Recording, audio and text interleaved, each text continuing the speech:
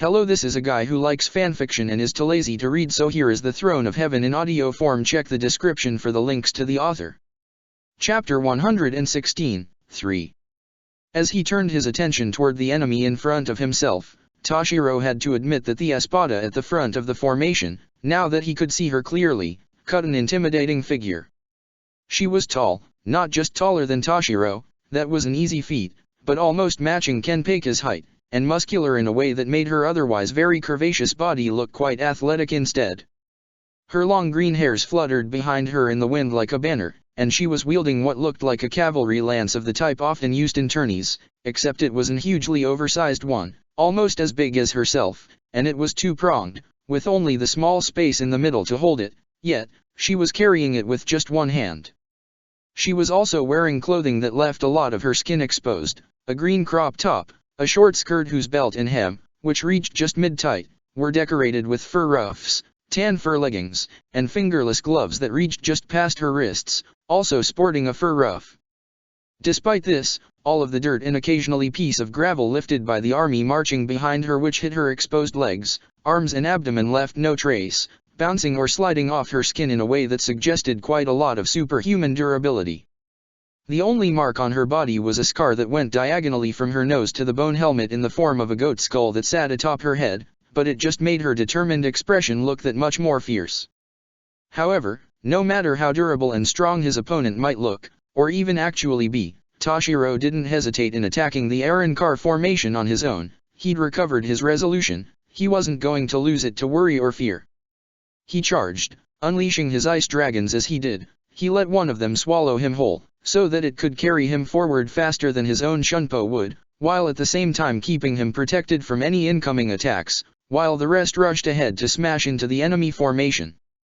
As usual, Hiranmaru proved his power by ripping into the enemy formation and easily breaking it apart. As durable as the Arrancar were supposed to be, that didn't help once they were swallowed by one of the ice dragon, and then crushed into nothing as the creatures compressed the ice making up them.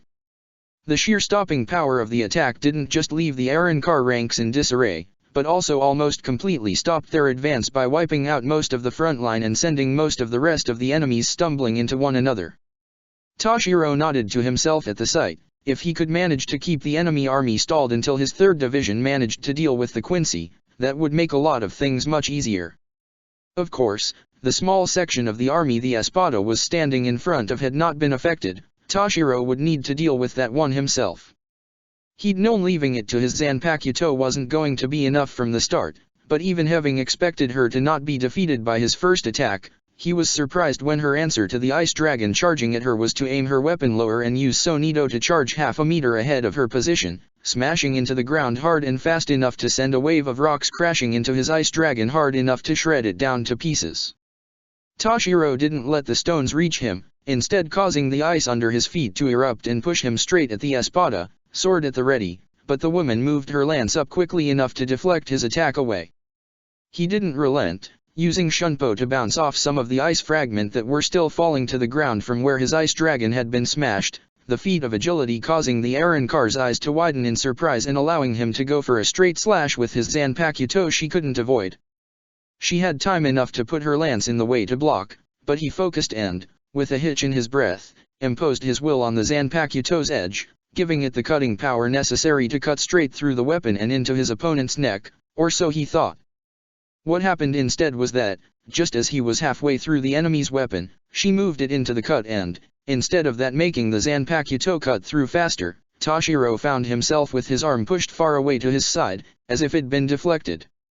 It also left him wide open for the follow-up blast of dark green light from the woman's fist, and only one of Hiranmaru's ice dragons diving in of its own initiative managed to stop the Gran Rey Zero from obliterating him. Toshiro did notice, however, that the female Arrancar was breathing heavily after firing the beam, a clear sign that she needed some serious effort to pull it out, probably why she only followed it up with a punch smashing into his belly, rather than firing a second one. The hit might not have been instantly lethal, but it was still rather hard. Toshiro's layered Hakuta defenses barely holding against her hardened fist, the sheer strength behind it still sent him flying backwards into the air, rolling on himself twice before he managed to stabilize his body by manipulating his weight with localized infusion of determination in his riot suit, allowing him to land in a crouch. His enemy barely gave him time to collect himself, as she had already launched herself forward, lance in full tilt position. With the woman's strength, Toshiro had little doubt a straight hit was going to pass him part to part, possibly tearing him in two completely, and he could see she was holding back her Sonido to use the acceleration only after he tried to dodge, in order to make her attack impossible to avoid.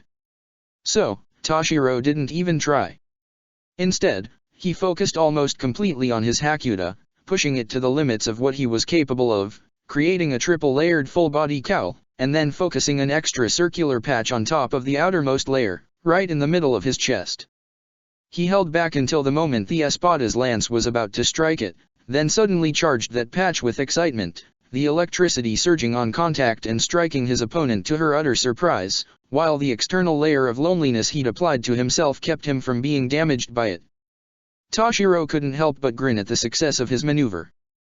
He'd been trying to get this same technique to work ever since his fight with Rukia's fire-wielding visored friend, but this was his first time actually using it in battle, especially with the Arrancar's unique biology. He hadn't been sure it'd work. There was a certain satisfaction in seeing that it had. He now just needed to let the current run for perhaps half a dozen seconds, enough to overtake the Arrancar's regeneration, and then he'd have her paralyzed long enough to deliver a winning strike.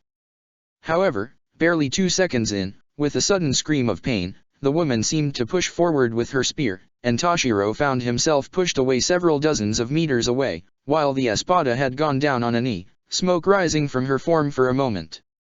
Toshiro frowned, looking at himself and ignoring the quickly recovering Espada for a moment. She was too far away for him to reach her before her regeneration was finished, making her recover from the lightning strike. Anyway, she'd pushed him away, and yes, she had shoved with it, but there had been no propulsion that Toshiro felt. He could remember vividly what it was like to have a Sonido using enemy accelerate you away from them, and not only wasn't it anything like that, it wasn't something that would leave the target of it as unscathed as he currently felt. In fact, the spear push, stopped as it had been by the lightning blast, hadn't even pierced the steel layer of his Hakuda, much less wounded him, and yet, it had somehow pushed him back. Or rather, he'd found himself far enough away from his enemy that it could only be justified by having been pushed back. He narrowed his eyes, as another possibility entered his mind.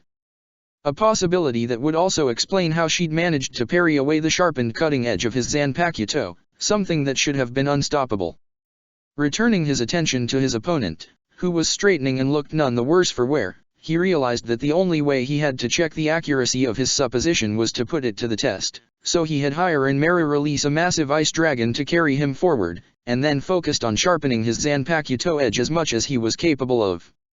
He wasn't yet able to impose his will well enough to make the effect last for minutes like others could, but the few dozens of seconds he could manage should be enough. If nothing else, the sense of dread coming from the blade was strong enough. He had little doubt his enemy was perceiving it very clearly, which was exactly what he wanted.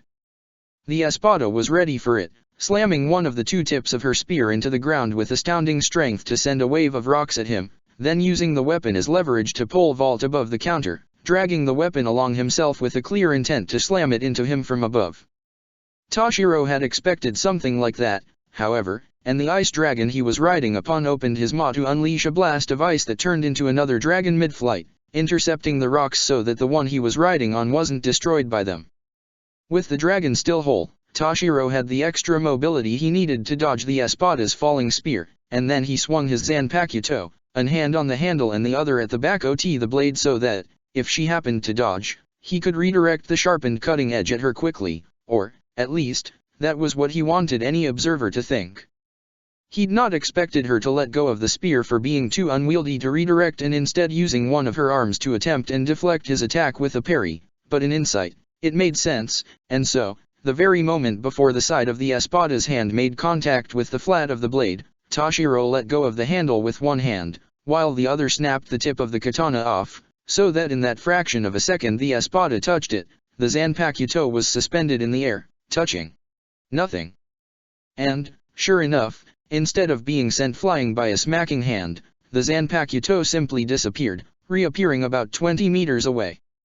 The Espada's eyes widened when she saw he was still on her, and Toshiro said in an accusatory tone, "So, teleportation is your power then?" "Just as I suspected," as a way to distract her as he palmed the broken tip of his Zanpakuto and struck with it, imposing the desire to pierce at the last second with a sense of dread that the espada wasn't able to react to, before unleashing Hirin Meru's power from the tip of the blade, so that a multitude of gigantic ice dragon would erupt right inside the empty shell that was his enemy's body.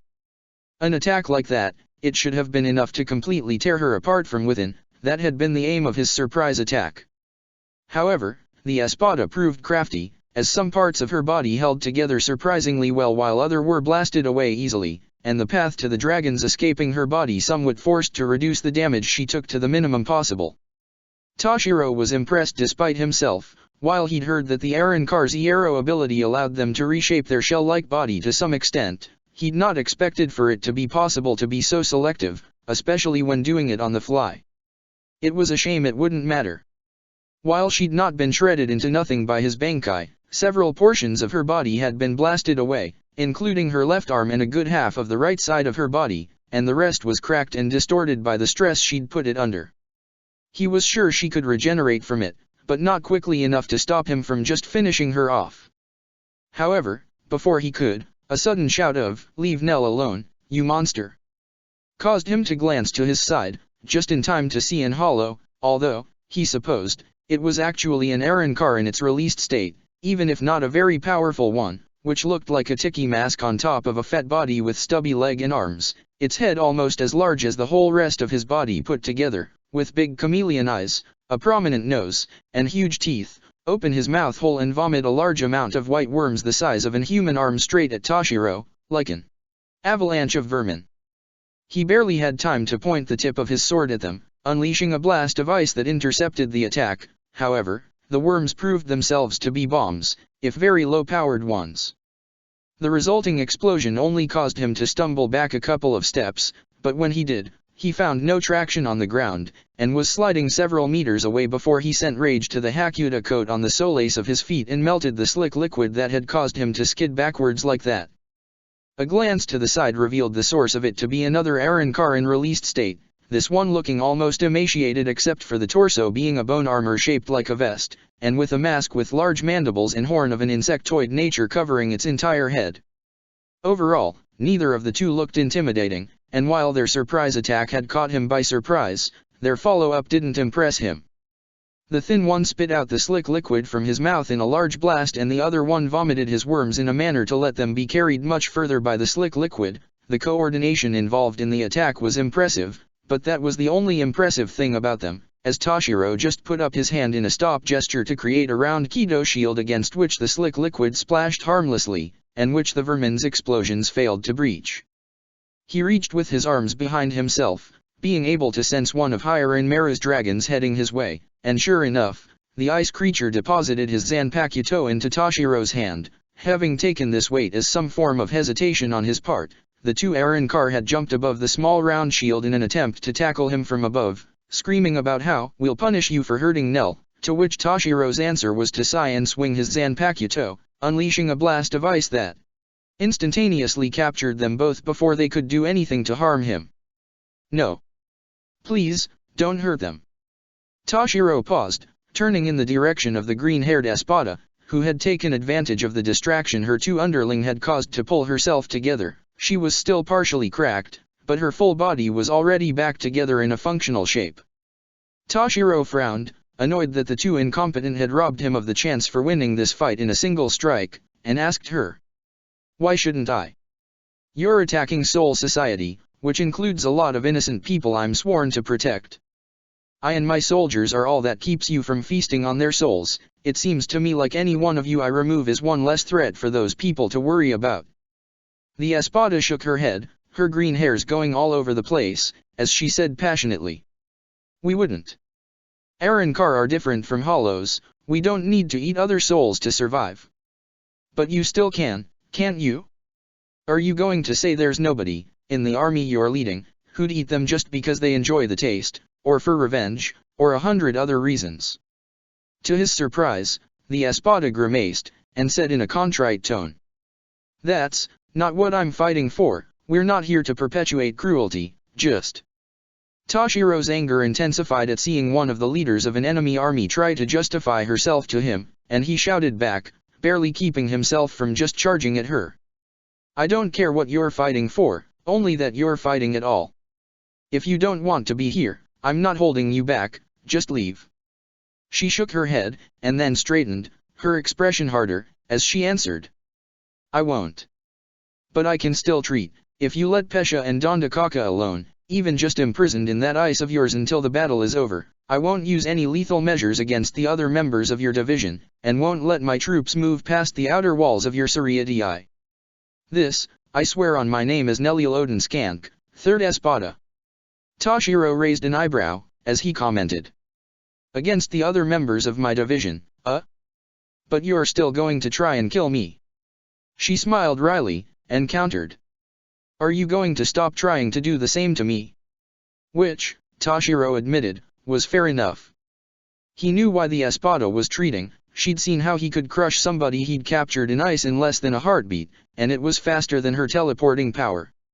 Her Sonido would probably allow her to reach him faster, but with the ice holding her friends right between them, she'd risk killing them herself, and she clearly wasn't willing to take that risk. Truthfully, in her place, Toshiro wouldn't be either, he just wasn't sure he would go as far as she was, just to save his friends. Then, he chuckled to himself, remembering taking arms against Jin. Who was he kidding? He'd probably do worse than limit the efforts of his army, if it was to save people who'd put their trust in his protection. He looked at the Espada, which seemed puzzled at his reaction, and he said, loud and clear. All right. I'll let your friends alone, the ice will stay solid for 2 days, which should be enough to ensure they won't get out of it before the battle is decided, one way or the other, and if we win, I'll let them go. Now, should we get back to try and killing each other? Nell smiled a relieved smile, even as she answered with let's, which drew another chuckle out of him. Despite it, Toshiro didn't hesitate, jumping above the ice prison and unleashing his dragon to charge at her, only for her to suddenly disappear, making his attack go amiss, to then reappear at his left with her spear already thrusting. Toshiro made the ice under his feet explode to send himself tumbling forward, which let him avoid her attack, and he then raised his blade to block her follow-up. She was still smiling, although a slight edge had come over her relaxed features, as she said, almost conversationally.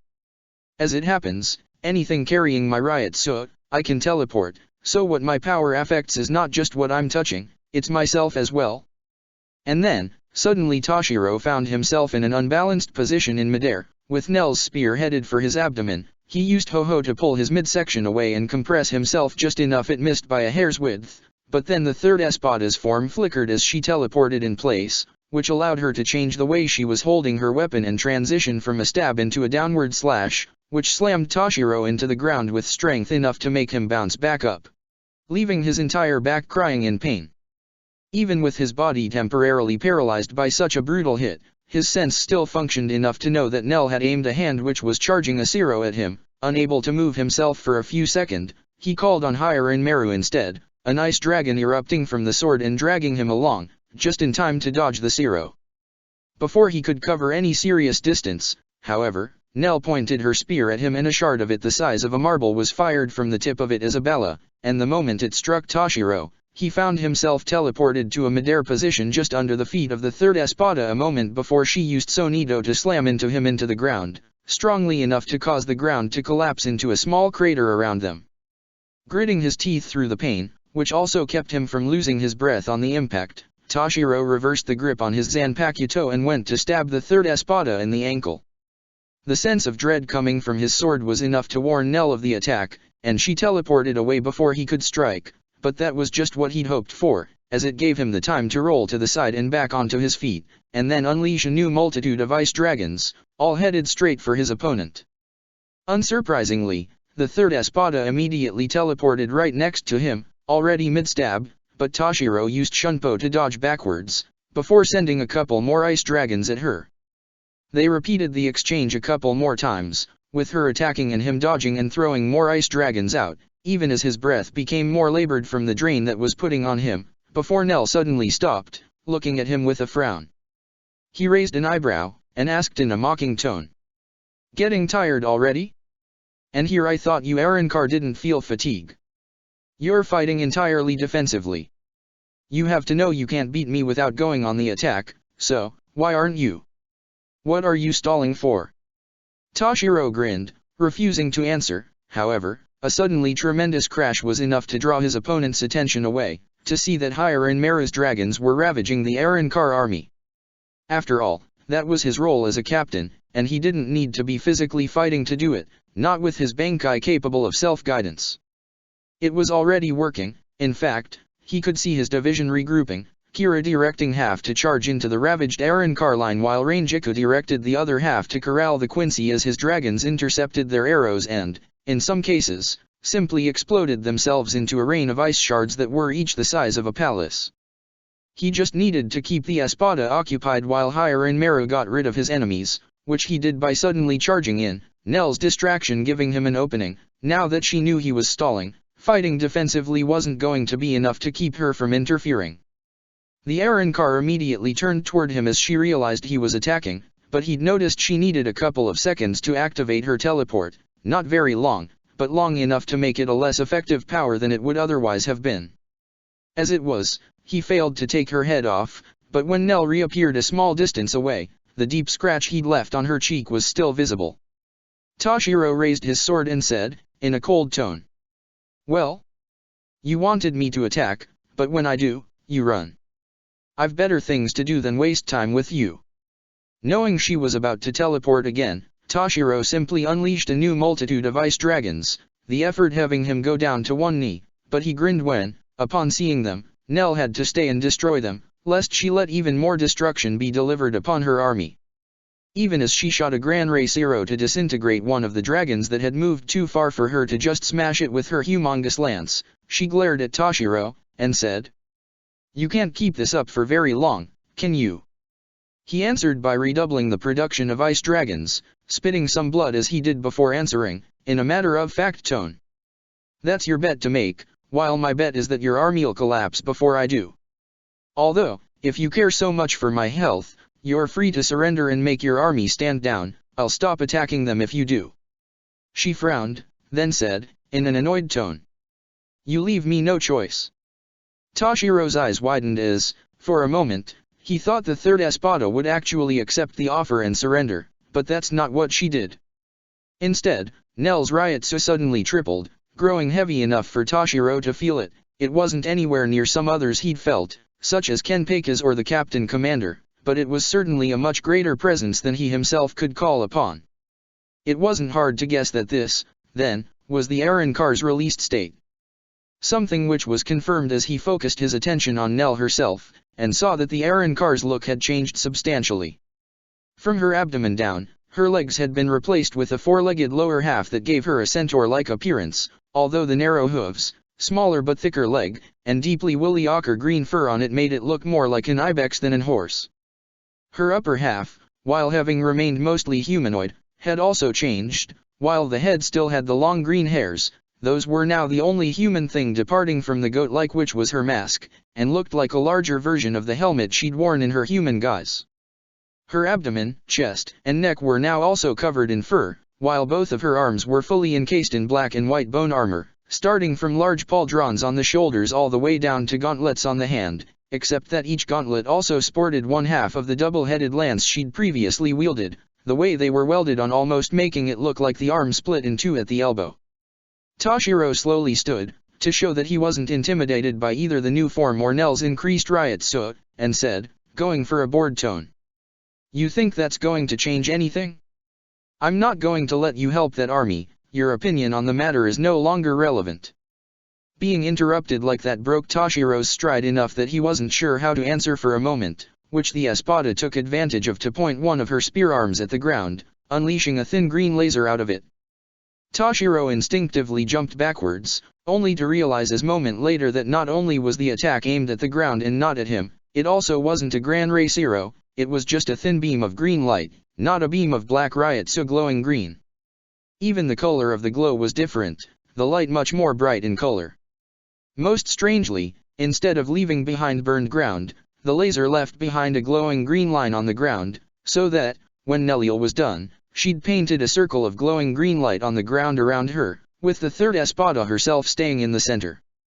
That was only for a moment, however, as she suddenly disappeared, but instead of doing so with no signs, there was a bright flash of green light coming from it. Toshiro blinked, having shielded his eyes enough that the sudden light hadn't blinded him even if it let him squinting, and for a moment wondered what the meaning of that was, at least, until the sudden flashes of green light that started to go behind him at great speed.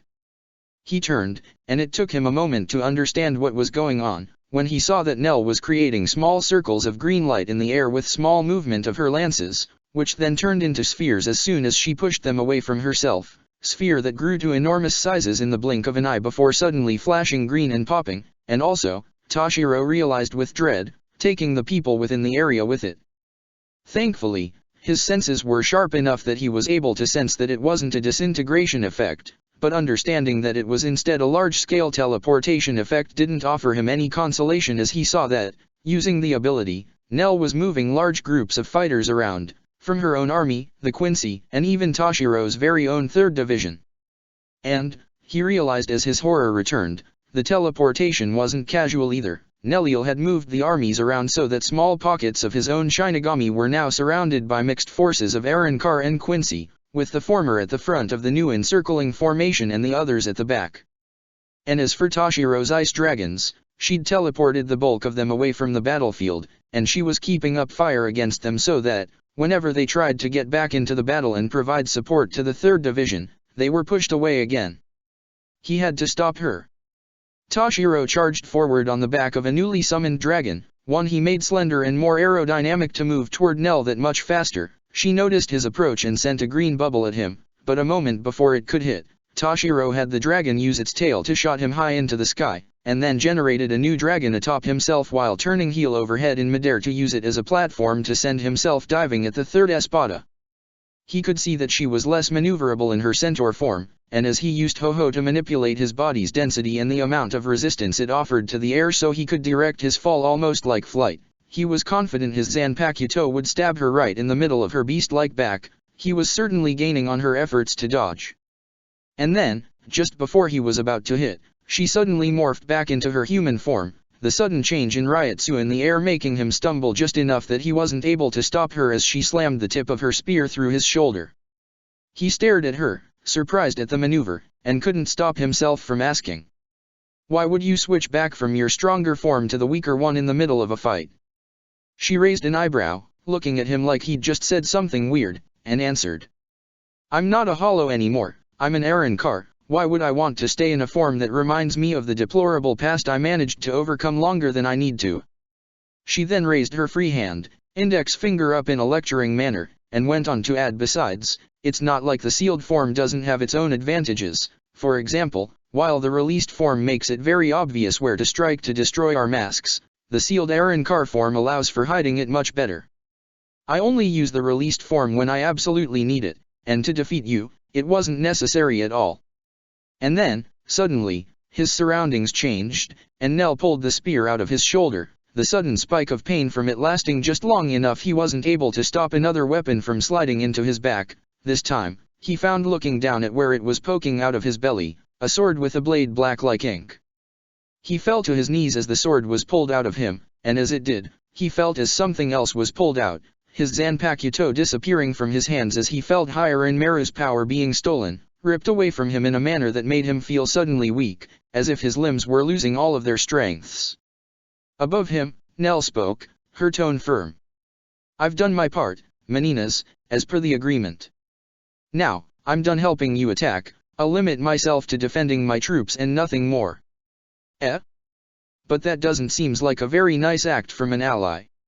Why'd you bail on us now?" The 3rd Espada's tone was firm as she answered. "He's honorable, and showed mercy when I asked for it, I'm returning the favor. I promised not to use lethal measures against his Shinigami, and I won't. Already moving them around is skirting the line as it is, but he brought that on himself. However, he didn't dishonor his promise, and so I'll hold to mine." And then, clearly unwilling to hear any more argument, the 3rd Espada simply teleported away. With some effort, Toshiro turned to see the Quincy who'd stolen his Bankai. Her voice had already let him know it was a woman, but even if he hadn't known, her looks would have made it plain. She had long pink hairs, and was wearing a blouse with poofy sleeves that stopped right under the shoulders, a frilly skirt that reached just past her knees, and had a large red ribbon around her neck, matching the frilly red gloves on her hands and contrasting with the rest of her outfit, which was cream-colored. She was also pouting, which would have made her look cute if she wasn't also wielding a sword that was dripping with Toshiro's own blood, as she said. Ah. Her help would have made this go way quicker. Then, the woman looked down at him and said, with a shrug. Well, who cares, right? Not like you're gonna be able to do anything about it anyway. Bye-bye, Shota Captain. She waved in a cutesy manner, wiggling the fingers of her free hand as she did, even as her other hand raised her black sword to strike down, but then her eyes widened suddenly and she jumped backwards just in time to avoid a sudden blast of overheated ashes, and then Ranjika was kneeling next to him, supporting him with the hand that wasn't holding her Zanpakuto, even as her attention was fully focused on their enemy as she said. Don't worry Toshiro, I'll get your Zanpakuto back in a moment, just hang in there, we'll get through this together. The words would have been enough to help him collect himself in any other situation, but right now, Toshiro really didn't see the point. As a captain, he should have kept his division safe, but he'd instead failed completely, and now he was the one being rescued instead. Was he really worth to be called a captain at all? Or was he just a dead weight, dragging his division down? Toshiro was starting to fear that he knew the answer to that. Chapter 117, Overcoming. The shock of having lost his Bankai was enough to leave Toshiro staying still, as if paralyzed, as he contemplated his uselessness. That might well have been the end of him as, a moment after jumping backward from Ranjiku's sudden offensive, Menina's pointed her empty hand in his direction, a pocket crossbow appearing in it and firing a dart with a heart-shaped tip straight at him. He would not have been able to react to it, but luckily, he didn't have to, as suddenly, a massive wall of rock raised from the ground, intercepting the attack, and a moment later, the titanic figure of Jidanbo Ikanzaka, his division's fourth seat, was at his side, his sword embedded into the ground to allow him to use his shikai. The giant man grinned down at Toshiro, revealing that, in addition to having left half of his face a purple bruise, Menina's previous punch had also knocked away several of his teeth, but his morale seemed undaunted as he said, in a tone full of bravado. Don't give up, Captain, we're all here to help you. And, as if on cue, Izuru Kira darted past the two of them, and Jidanbo reshaped the huge wall of rock he had created so that almost all of its huge size was supported by a finger-thin pillar. Toshiro could hear it creaking under the weight, but before it could collapse, Kira was striking that precise spot. The first seat continued his charge almost without interruptions, balancing a pillar of rock the size of a house on the flat of his blade as he ran, clearly using his shikai to make it weightless, at least until he jumped, using Shunpo to turn it into a vaulting one, passing right above Menina's head, which was when he let go of it, tapping it on the way down, quite obviously, to Toshiro, at least, vastly magnifying the rock's weight as it dropped on their enemy. However, instead of being crushed by the gigantic house-sized boulder that was likely many times heavier than it looked, Menina's arm was covered in a reticulate of blue lines, the muscles on it growing to an obscene size, and she simply caught the rock pillar with no apparent effort at all. The Quincy glared at them and said, in an annoyed tone, "Of the 6 arts, I only mastered 1, but I've gotten quite amazing at it. It's gonna take something bigger than this to overpower me." And then, in less than half a second, she spun on herself 3 times and threw the pillar at Jidanbo so fast that he wasn't able to raise a barrier of his own in time, and was sent crashing backwards as the rolling stone slammed into him with the power of a cannonball. Menina's grinned, but before she could press the advantage, a spiked ball slammed into her forearm, and then a cut opened into the metal to reveal steel teeth and iron jaw that clamped down on the elbow of the arm which was holding the Auswallen with a thunderous sound. For a moment, it seemed like the surprise attack would succeed in making her drop the black sword, but then Menina's arm glowed blue again, bulging out, and proving itself harder than Lil Tato's shikai. Toshiro couldn't help but bemoan the fact that the blonde girl wasn't able to sharpen her weapon, even as he knew that was unfair of him to expect that from his 6th seat. The ability was rare even among lieutenants, and he himself, while capable of using it, hadn't even mastered it yet. As it was, the fact that the Zanpakuto's teeth couldn't pierce the Quincy's skin meant that, when the arm tripled in size, it forced the weapon's jaws open, and as soon as that was done, Menina's immediately kicked Lil Tato with a suddenly hugely muscular leg, sending the only member of the 3rd Division of a smaller size than Toshiro himself flying several dozens of meters into the air. Then the pink-haired Quincy raised her black sword, clearly readying herself to call on its power, but had to abort the attack as a swirling storm of ashes unleashed by Ranjiku's sword forced her backward. She pouted with clear annoyance and then shouted, "Candace! When are you gonna help?" The answer came from a different Quincy, a blonde one with hairs that reached to her waist in a waterfall of curls, wearing only an harmless yellow jacket with only one button and which left her midriff exposed, as well as yellow short held by a large black belt with a thunderbolt clasp, and elbow-length black gloves with golden trim at the hem. Toshiro recognized her as the one who he'd seen using electricity on his Shinigami before, and there was indeed something reminiscent of static in her high-pitched voice as she answered, crossing her arms. "You've got that new toy, haven't you? Just use that. Why do you need my help?"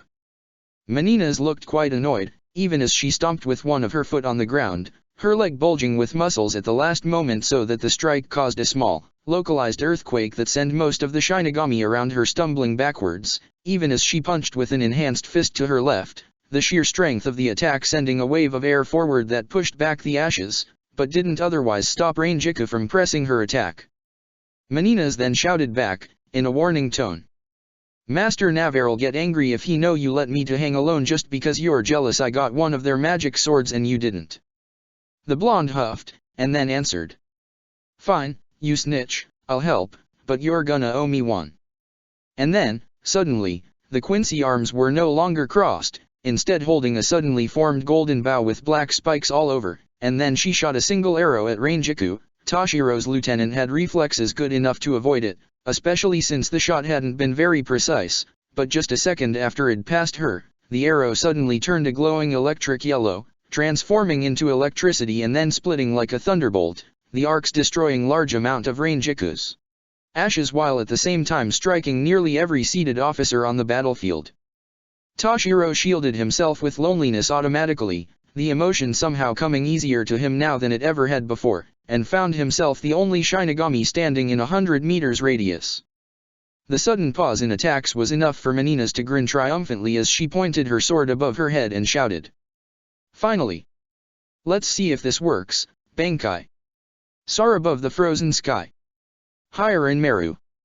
With a shudder, Toshiro felt the air break around himself, as dragon of ice after dragon of ice erupted out of Menina's sword, which had transformed from its black form to looking identical to what Toshiro knew his own Zanpakuto looked like. The dragons formed, 24 of them hovering in the sky, circling high above Menina's head, and, Toshiro realized suddenly, doing nothing else. He wasn't the only one watching them move in circles like that, as the pink-haired girl did the same, frowning before she said, annoyed. "Stop dallying. Go there and attack the Shinigami." The dragons then moved, each one flying forward and striking into the encircled formation of his 3rd Division Shinigami that Nell had spread all over the battlefield, in the process smashing through a number of the Arrancar and Quincy formations that surrounded them. Candace laughed at the side, while Menina's was fuming, and shouted loudly, "Don't do it like that. Move high, go above, then drop on top of the Shinigami. It's not that hard, damn it."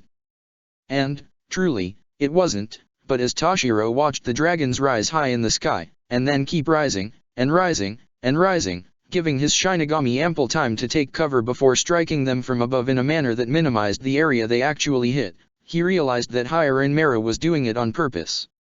His Zanpakuto had been stolen, and was forced to obey what it was told to do by its kidnapper, but since part of his Bankai's power was independent action, it could, if not disobey, at least comply as maliciously as it was able to.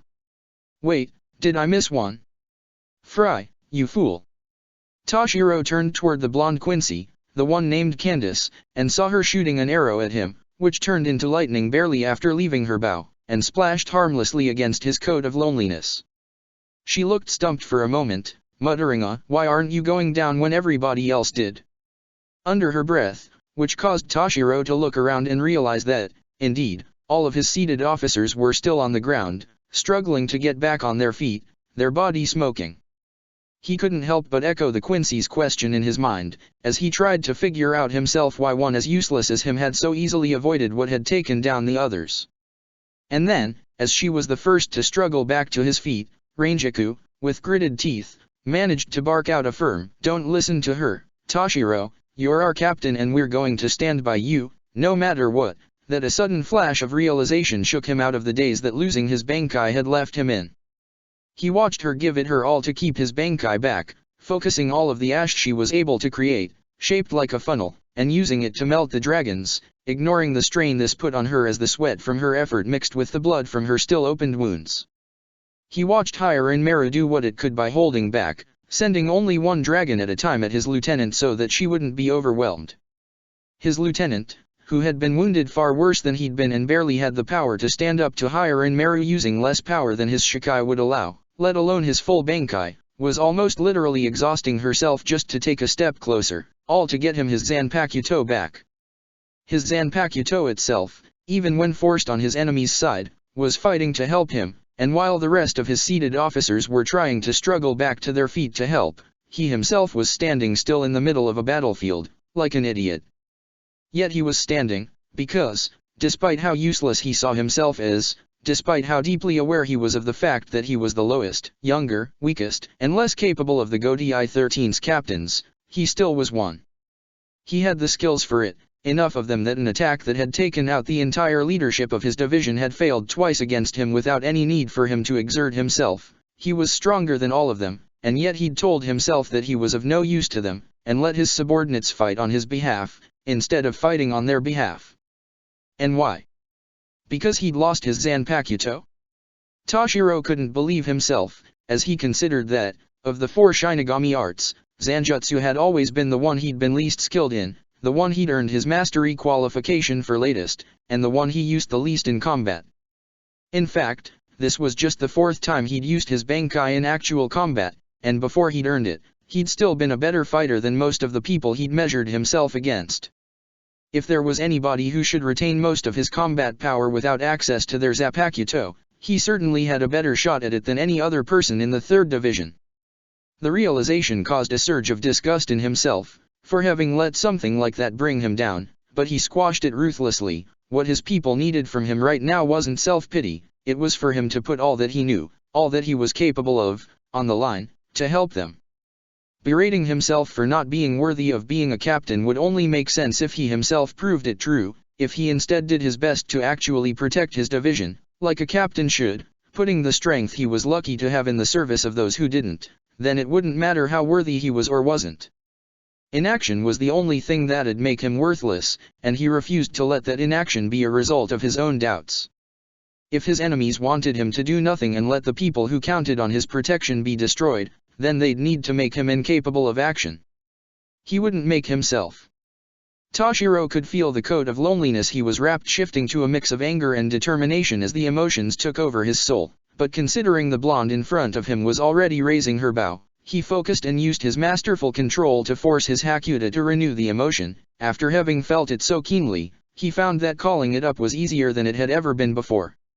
It didn't really matter, as, after having seen her electric attacks fail twice, Candace had chosen to fire a normal arrow at him instead. That wasn't really a threat to him either, however, as he simply used his mastery of Ho-Ho to disperse his Reishi at the point where the arrow hit, letting it go through his body without causing him any wound. The Quincy stared with a muttered, "What the fuck was that?" clearly having never faced a Ho-Ho master before, and Toshiro finally acted, taking advantage of that moment of hesitation to unleash his Ryutsu, sending it at her like a wave.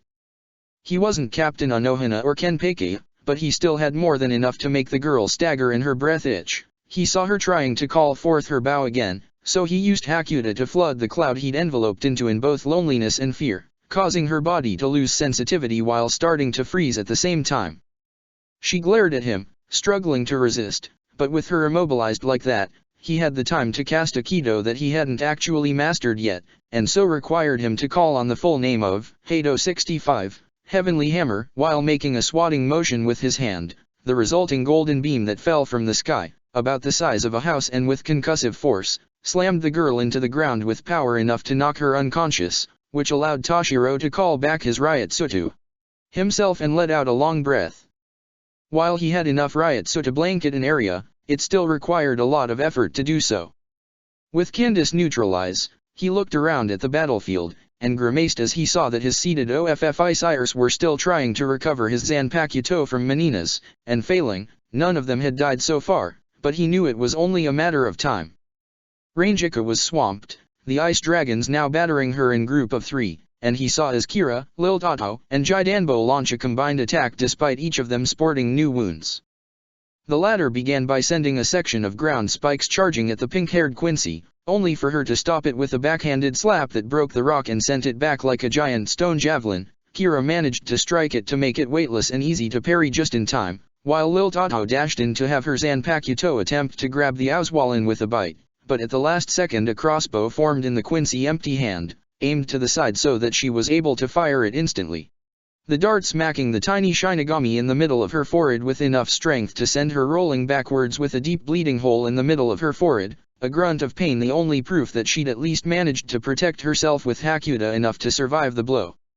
Menina's followed that up by spinning on herself so that her kick deflected Kira's sword away, and then an ice dragon erupted out of her sword to strike at him, jaws closing on his chest and only failing to rip him in two because Jidanbo put some of his rocks in the way, giving Kira the 2 seconds he needed to shunpo out of the way before the ice dragon's maw pulverized the stone within its icy teeth. It was very evident that his seated Officers had no chance at all of defeating the Quincy, and the only reason Rangeka was still in the fight was that Hiranmaru hadn't yet been given an order to kill her strict enough he couldn't work his way around it. That wasn't something Toshiro could hope would last forever. So, he instead shouted, using Hakuta to reinforce his throat so it wouldn't give up. 3rd Division officers, regroup and retreat. It is my Zanpakuto that was stolen, I will retrieve it myself.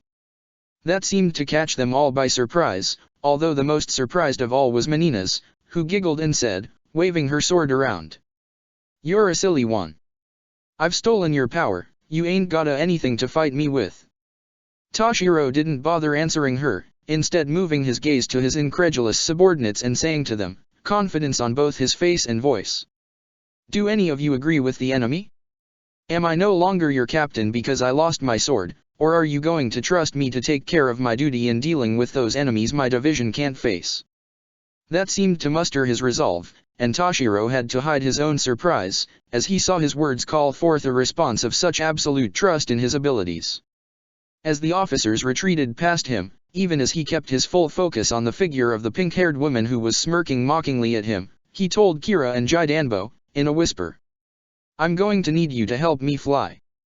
Give me that, and I'll take care of the rest.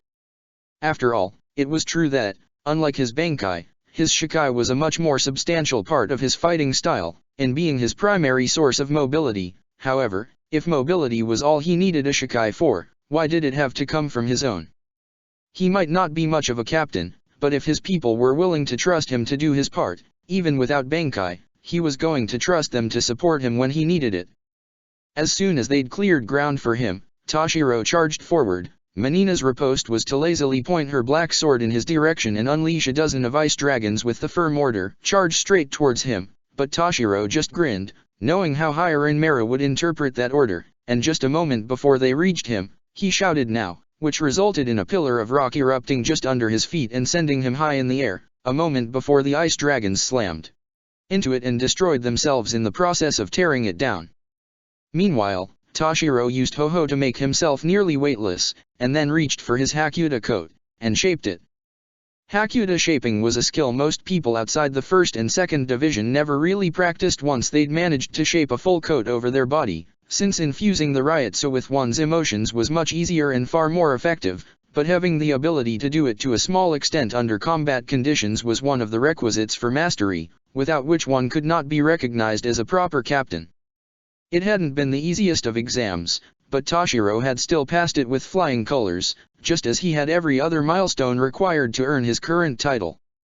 So, while it was shoddy work, Toshiro could at least manage to extend his coat somewhat to simulate gliding wings between his arms and body, extending his jump so that Menina's arrows, aimed for where the normal arc of his movement would have led him, missed entirely, while he managed to make it above her head before reshaping the coat into a boulder, flooding it with determination with Hakuta, and reshaping it into a sphere to fall down on her like a meteor from the sky. The Quincy looked genuinely surprised as he slammed into her from above. However, her skill with blood, the ability that was allowing her to boost her muscles so meant that what would have taken out anybody else just caused her to stumble back, and that she was quick to lash out with her free hand, the fist grown to the size of a person, to close it in a crushing grasp around Toshiro. A grasp slow enough that, if he'd wanted to, Toshiro could have easily sidestepped out of the way, but he didn't, because he had a plan. The moment Menina's made contact, he let his Ryotsu overflow from himself to envelope her whole arm, using affection to make it stick to it and his renewed, strengthened determination to harden it, so that, when she went to try and crush him, the Quincy found instead that her hand couldn't move, locked in place almost as if paralyzed. Toshiro leveled a cold gaze on her at her shock and said, in a disdainful tone, "Well? Is failing to defeat a Shinigami without Zanpakuto the best you can do? Seems like you didn't get much of a benefit from stealing it for yourself." That caused the woman's face to contort in a scowl as she said, raising the Auswallen high above her head. "You're gonna change your mind about that once I'm done squishing you like a bug." Toshiro didn't wait for that to happen, however. Instead, he sent another blast of his own Ryotsu straight at Menina's, the sudden weight making her stumble just long enough for him to surround the black blade with it, then use Hakuta to shape the Ryotsu into a vice and make it harder than steel with disdain, and then forcing it close with all of his power.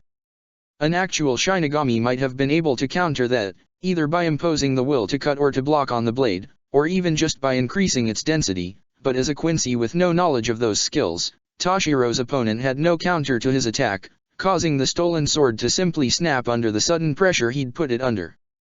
The backlash from that caused the pink-haired woman to stumble backwards, dragging Toshiro along with her as she did. Even as metal shards fell around them, he used his Hakuta coat to withstand the rain of blades with ease, and even shocked as she was, Menina's control on her blood didn't waver at all, allowing her to do the same. She even mustered the strength to glare at him, shouting, "I can crush you even without those ice powers," as she cocked her fist back, only for Toshiro to answer, "You forget something important," as he raised the lightly glowing azure blade in his hand, Hyrin Meru already in its released state, as he added in a quiet tone, "I have my Zanpakuto back now." Ice erupted from his sword, with Toshiro funneling the jet directly against Menina's fist, and while her monstrous strength initially allowed her fist to slowly inch forward, he just needed to redouble the power of the ice jet a few times, until the sheer pressure of it was enough to blast her backwards, with Toshiro releasing his hold on her other arm to let her be smashed into the ground with it. With his sword back to him, it was a matter of a moment for Toshiro to create a new ice dragon to ride towards her, and when the Quincy got back to her knees, sputtering a bit but still mostly unarmed from the hit due to her blood, he had Hyrin Meru's creation wrap her in its coils, freezing her in place. He could feel the ice creaking as she tried to use her super strength to break free of it, and while he was able to keep that in check by constantly adding ice to the prison, it was pretty obvious that it wouldn't hold if he left her alone. She did stop when he moved his sword to her throat, glaring at him as she said, with a hateful glare, "You're gonna kill me now, ain't you? Not like you Shinigami are ever gonna be good for anything else." It would, Toshiro agreed, be the most expedient way to handle things, but he felt a desire to prove her wrong, to show her that his Shinigami weren't a murder force, their only goal was the defense and protection of others. So, he shook his head and answered, as he gathered Hyrin Meru's power, "No, I'm just gonna freeze you inside the thickest, sturdiest block of ice I can make." She looked at him disbelieving, then flexed her muscles, making the sound of creaking ice around her raise in pitch to an ear-piercing level, and said in a threatening tone, "That's not gonna keep me trapped for very long." Toshiro shrugged and answered, "No, but hopefully it'll be long enough for me to finish solving this chaos, and if not, well, I can always freeze you again, I'm not gonna be running out of ice again." And then, without waiting for her answer, he unleashed his Zanpakuto's power to the largest extent he was capable of, creating a veritable palace-sized chunk of ice that enveloped both Menina's and Candace, who had been getting back on her feet. In fact, the sheer amount of ice he created was enough that, when he was done, standing at the peak of it, he could see the entirety of the battlefield. It hardened him to see that, without his Bankai being turned on them, his subordinates had managed to regroup against the Arrancar attack. It seemed that Nell was, indeed, just keeping herself to one segment of her formation, and while she was teleporting around any group of his Shinigami that looked like it was gaining ground in an attack, or any group of her Arrancar that looked in danger of collapsing, she was not otherwise taking direct action against them. Toshiro nodded to himself, and instead of simply unleashing his ice dragons as additionally attackers, he took his time to confer with Hirin Meru, making sure that his Zanpakuto could do what he needed it to, before sending his ice constructs, rather than to attack on their own, to instead help and support his Shinigami in their attacks. It hadn't occurred to him before, but after seeing how far his seated officers were willing to go to help him out, he'd realized he was using his Bankai all wrong. There was a use in smashing through overwhelming opposition, of course, but it was far better for him to instead support his own division, giving them a fraction of his own power, so that he could help them protect themselves, instead of forcing them to rely on his own protection. And sure enough, as soon as several of his platoon were mounted atop flying ice dragons with their own attacks, instead of having to push themselves to charge through or having to rely on disparate powers that didn't always synergize well with each other, the effectiveness of the offensive skyrocketed, with several groups even able to avoid Nell's teleportation bubbles. She even shot a few in his direction, clearly annoyed that he was interfering with her ability to control the battlefield, but now that he wasn't directing the attack himself, and instead merely sending his dragons out and letting Hirin Meru handle their individual task and offers of support, it wasn't too hard avoiding them. She couldn't really corner him without stopping her defense of her troops, whereas his Shinigami would be able to keep up the pressure even without Toshiro's help. He'd made himself superfluous, in a way, being nothing more than a source of support, and yet, in that moment, he felt more like a captain than he ever had before. He felt worthy. He turned around to survey the battlefield, to see if there was anything else he could help with, his gaze naturally going to Rangiku, who was directing the defense quite well even without his input, and his eyes widened as he saw that one of the Shinigami behind her was just about to strike her. Instinct taking over, he unleashed a torrent of ice at the backstabber, and while the enemy was too far for him to hit him, the surge of riot so the action generated was enough for Rangiku to react, avoiding what would have been a beheading strike, even if she still got a bad cut across her face, and to retaliate with a jet of ash that incinerated her attacker. However, as Toshiro's eyes flitted anxiously over the battlefield, he saw that Shinigami were attaching all over the line, and he watched in despair as his division tore itself apart with infighting, trying to understand what was happening. Had Yamamoto being right, and Jin managed to seed traitors among the ranks, waiting for the moment to strike? Or was something else going on? Toshiro had no idea, and more to the point, he had no idea what to do about it, either. Aizen smiled. While the reason for that was seeing Soul Society all around himself as the negation dissipated, it wasn't the sight of the place itself to cause it. In fact, he quite loathed the place, transmuting as it was with the complacency and laziness that had led to its current decay. Aizen quite respected the people who had built up Soul Society, of course, with a couple of exceptions, but he hated what this place had become when, after they'd established themselves securely, they'd refused to make use of that secure base as a starting point to something greater. Instead, the ruling elite had wasted the opportunity to bring the spiritual and mortal realm to heel, back when hollows and mortals had been weak, and instead chosen to ignore anything outside their pretty wall to pursue their own pleasure. While it had been a necessary step of the plan, Aizen had to admit that murdering 46 of those very elite with his own hands, and some help from his underlings, which were really just his hands in different forms, had been extremely satisfied. It was a properly paid price, to steal the light from the eyes of people so very short-sighted. Still, before he could take action, due to such a deplorable lack of vision from those fools and despite Aizen's own best efforts, now even mere humans were starting to reach the point where they posed a threat to Shinigami, when prompt action at the right time would have made it easy to keep the world orderly, the way it ought to be. That was why he was taking action personally to fix things, and why he deeply loathed this place. No, it wasn't the view in itself that brought the smile to Aizen's lips. It was what represented, one of his plans being implemented successfully. Nothing else caused quite the same amount of joy. And, as he looked around, his grin widened upon realizing that the plan had been implemented in its best positive state, as Jin wasn't around. Instead, Aizen, Haribel and Eren Nero were standing alone in the middle of one of the Suriati's main streets, which meant Jin had needed to resort to using the tip of his stretching sword to deliver the negation to its destination, rather than hold it personally. Glossying past the wall confirmed that, in fact, Jin was still fighting, somehow managing to flit around in midair against Captain Yodomaru. The woman was doing her best to press him, her weapons in constant motion around the battlefield while they spun on themselves to release tornado after tornado, while young Lisa herself was teleporting from spears to spear to launch piercing wind blades whenever she thought Jin was open.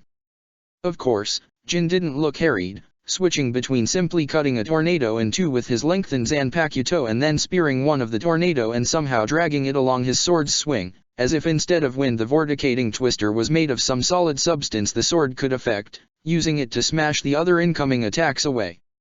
Aizen still hadn't figured out what exactly allowed Jin to do thing like that. It didn't seem like a natural progression from the power of cutting anything the Zanpakuto supposedly had, and that also didn't explain his almost flying at all.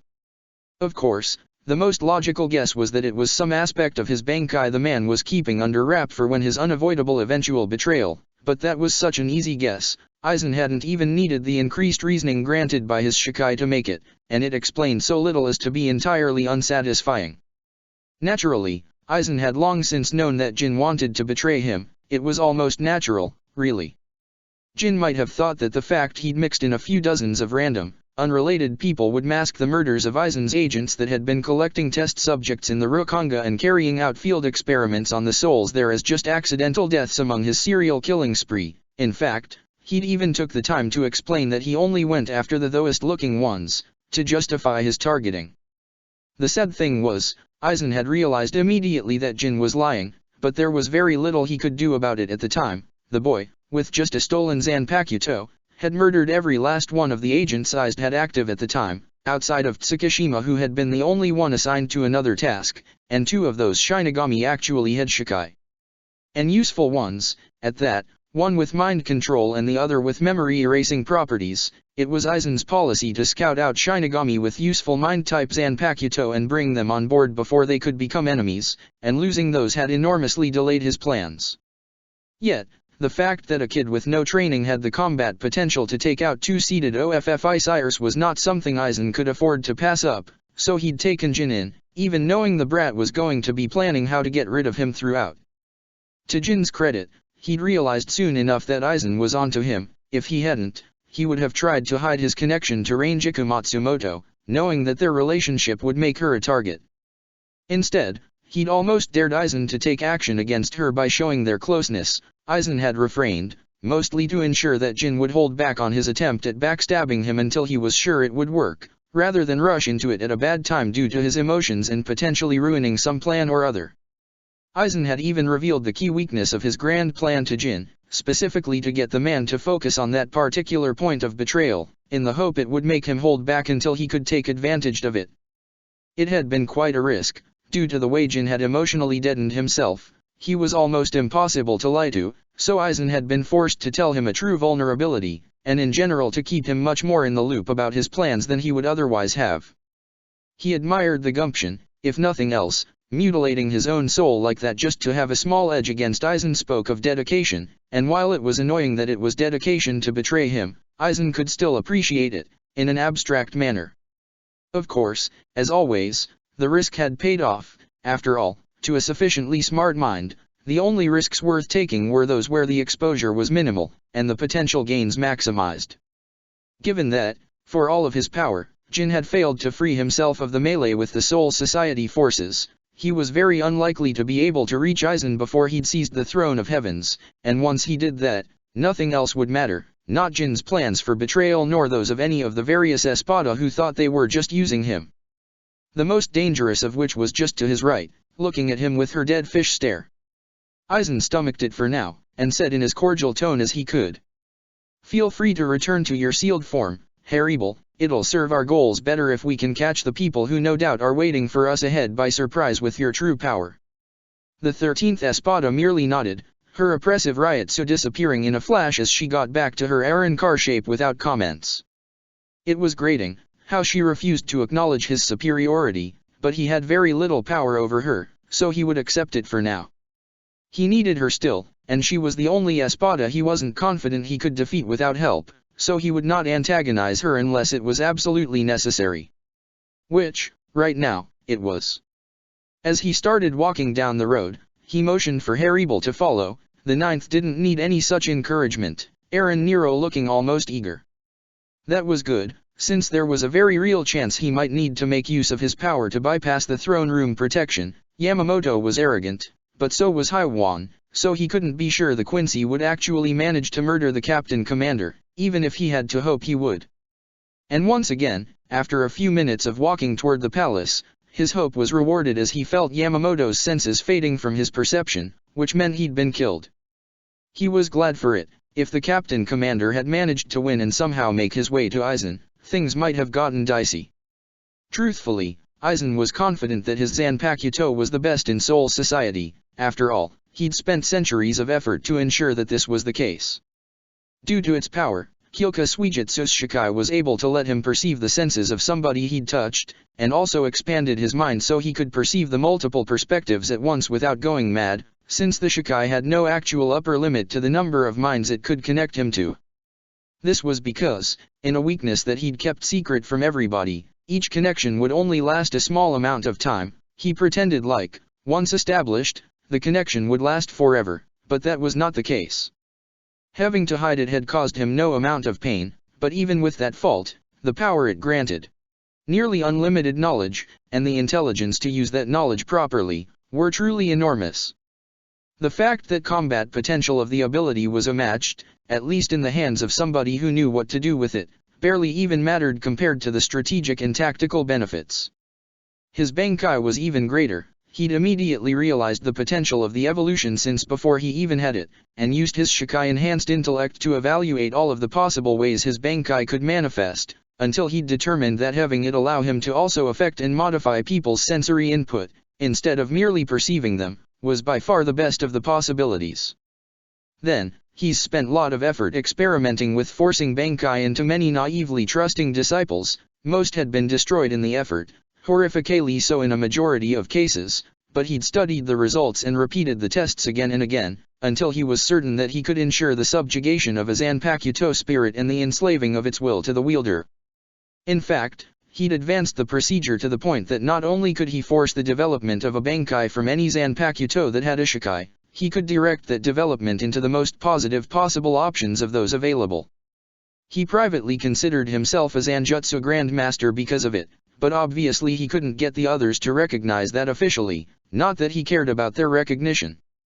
The one problem of forcing a Bankai in that manner was that its weaknesses also grew bigger. It was a sadly unavoidable side effect of the Zanpakuto soul being enslaved, as the limitation were a result of the disconnect between the two souls, and whereas a slow-paced, condivision-based Bankai reduced that disconnect, his fast-paced leadership-based Bankai naturally increased them. Aizen didn't especially care, though. He liked to think of it as the cost required for the massive payout of actually choosing your Bankai. In his particular case, whenever he activated his Bankai to take command of people's senses and show them what he desired, that immediately wiped out the connection, meaning that, as soon as his Bankai was interrupted, he would need to use his Shikai on his targets again. Against Yamamoto, that meant that he would need to individually take control of each one of the soldiers summoned by Ryujinjaka before he activated his Bankai, and that any soldier that he destroyed and then came back would escape his control. It was about as bad of a matchup as he could imagine for his power. Which was just an additional reason why being made aware that he no longer had to worry about it was an exceptionally good news, enough for him to allow himself a small self-satisfied smirk. Then he went on to announce to his followers. It seems the captain commander won't be a problem for us any longer. The old man finally received his well-deserved comeuppance. That caused Eren Nero to lean forward, sudden interest clear in the monster's voice as he said. So, that means you don't need to keep me along and I can finally go and get my fill. The creature's hunger seemed to know no bounds, not even now that Aizen had turned it into an Arrancar and freed it of the need to eat souls to sustain its existence. If a better representation of what in Hollow was existed, Aizen had yet to meet it. The ninth Espada's power had been his secret backup plan in the case that Yamamoto had managed to avoid his fated demise, and bribing it with the promise that it could eat all the Shinigami he wanted and so be able to clone them and copy their powers, incorporating them into itself, was a promise Aizen had had no trouble making. Still, combat situations were notoriously fluid, and it was never a good idea to throw away the means to enact a perfectly valid backup plan just because you didn't think you needed it right now. It might always turn up to be useful later, if an unexpected complication arose. So, Aizen answered, in a light-hearted, friendly tone. I would prefer if you left behind one copy of yourself that is able to take the semblance of the Captain Commander, just in case. As long as you do that, I have no issue with you taking your meal. That gave Aaron Nero enough pause to ask, in a doubtful tone.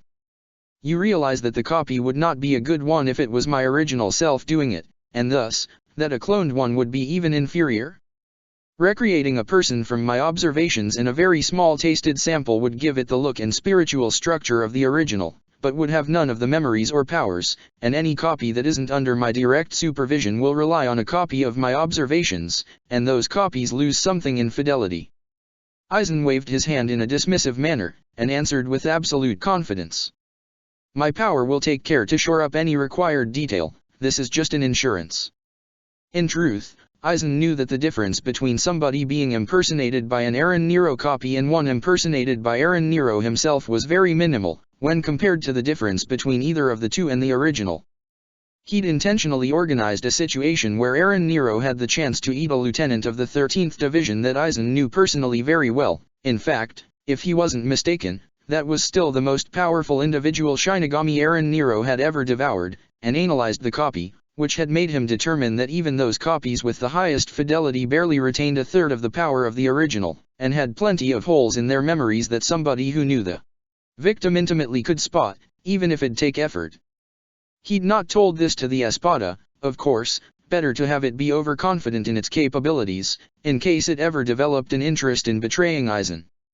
Still, given that, a lesser copy of Yamamoto would serve just as well as the original, and letting Aaron Nero enjoy himself would remove the risk of it suddenly growing ambitious at the last minute.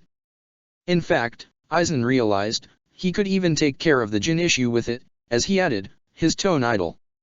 By the way, if you want to maximize your chance at the big prize, I would suggest have your copies infiltrate the various divisions in the guise of a lowly Shinigami, that way, you'll be able to stab them in the back, maximizing your chance of success. The 3rd Division should be especially vulnerable to that kind of tactics, they're that way.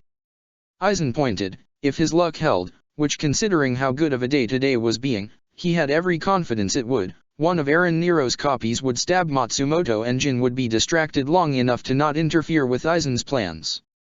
And with full deniability, as well, which was always a plus when dealing with Jin, as well as a perfect target for his possible anger in Aaron Nero itself. The 9th Espada answered, with glee in its voice. You have my thanks for the suggestion, Lord Eisen, I shall endeavor to take full advantage of the possibility. Now, if you'll excuse me, I have a banquet to get to. And then, Aaron Nero released its hollow form. It was quite different from the one it had had before. While that one was bulky, this one was tall and thin, and the tentacles that were before embedded into the holes under its eyes now covered all of its body, wrapped all around it like some strange sweater vest. It also had a lot more appendages than before, although only 2 pairs of those were arms and legs, the rest looked like long spikes, each one with a round flower at the top, which could shot or drop seeds to the ground at will by the Espada. It did just that, with each flower dropping dozens, and each seed morphed into a different Shinigami before they all dispersed, a majority in the direction Eisen had indicated, only one stayed behind, following after Eisen and Horrible, and for now retaining Aaron Nero's original look. The walk to the palace was long, but not particularly eventful. Once there, however, Eisen smiled as he saw the welcoming comedy waiting for him in front of the door. At the head was the 1st Division Lieutenant, Kojiro Sasaki, with its weapon already released in a multitude of storm clouds hovering above him in the sky, each one brimming with lightning ready to be released.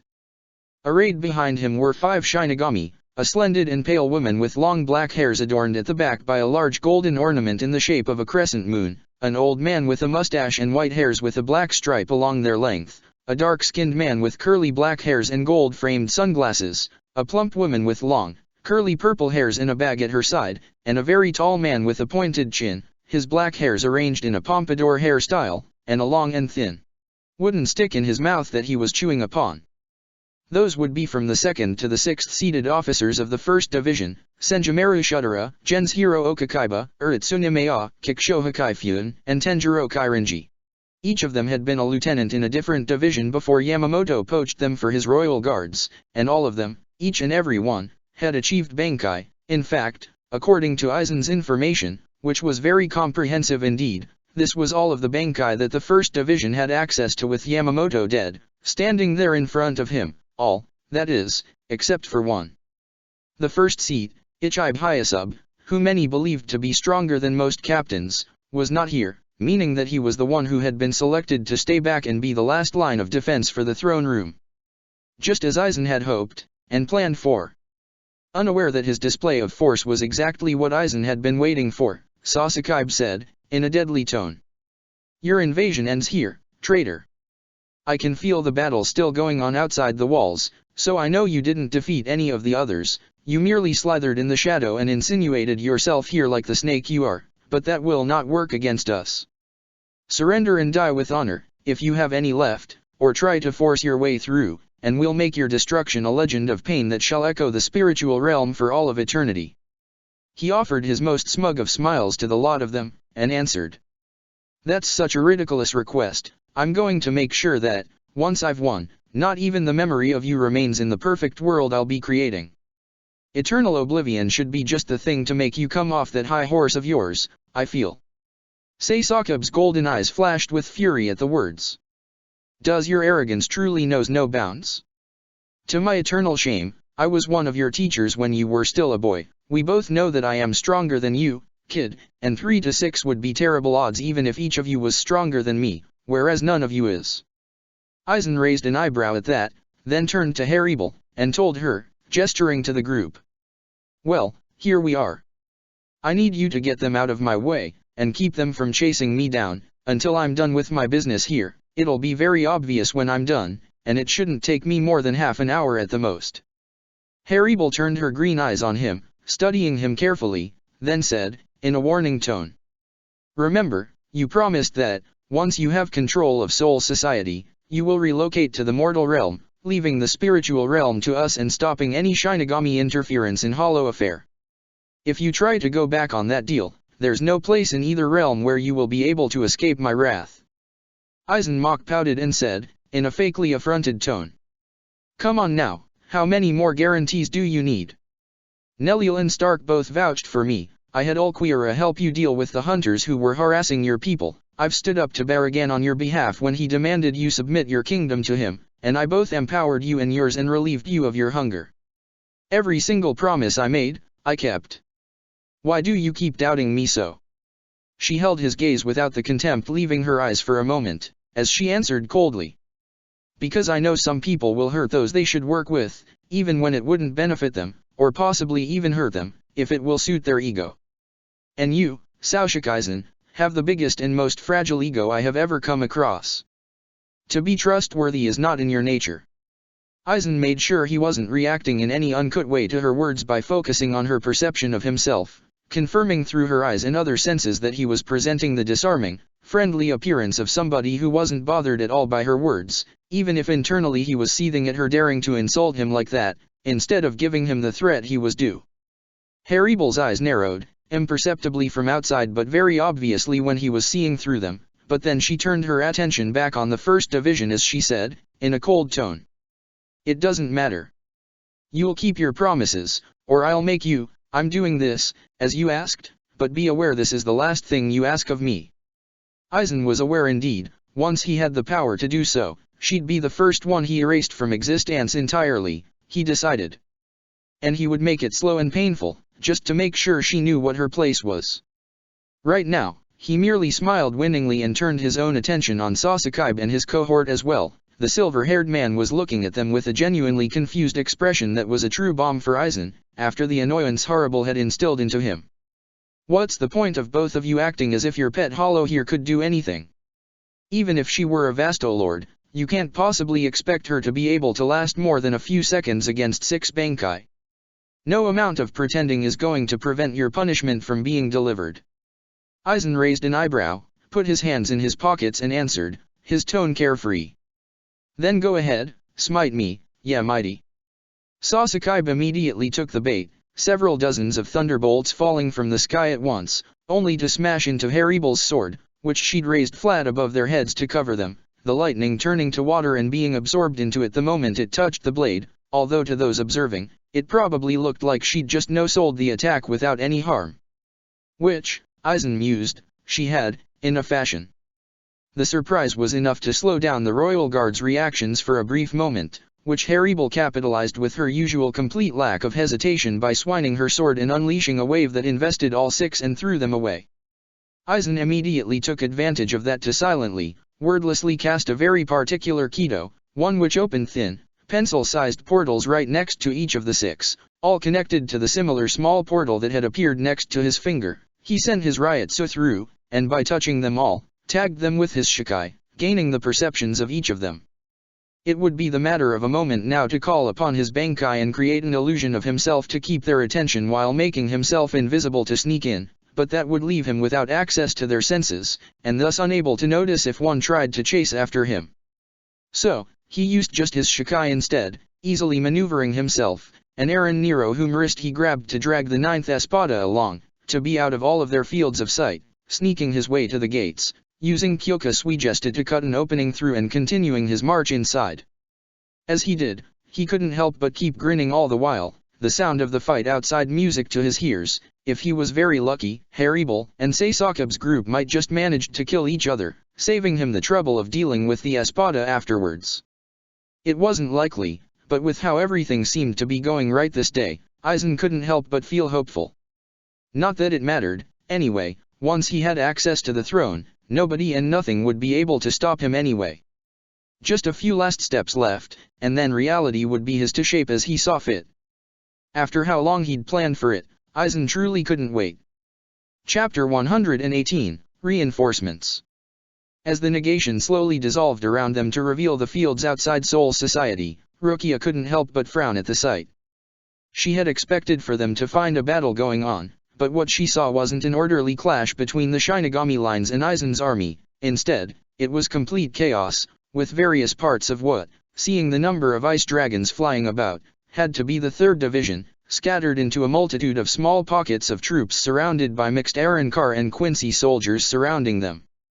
And that wasn't even the whole problem. It seemed clear that, for some reason, the Shinigami groups were also fighting among themselves.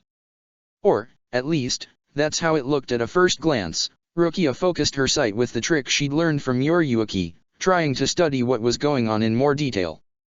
While she did that, the others were also taking in the situation, and Ichigo commented, in a worried tone.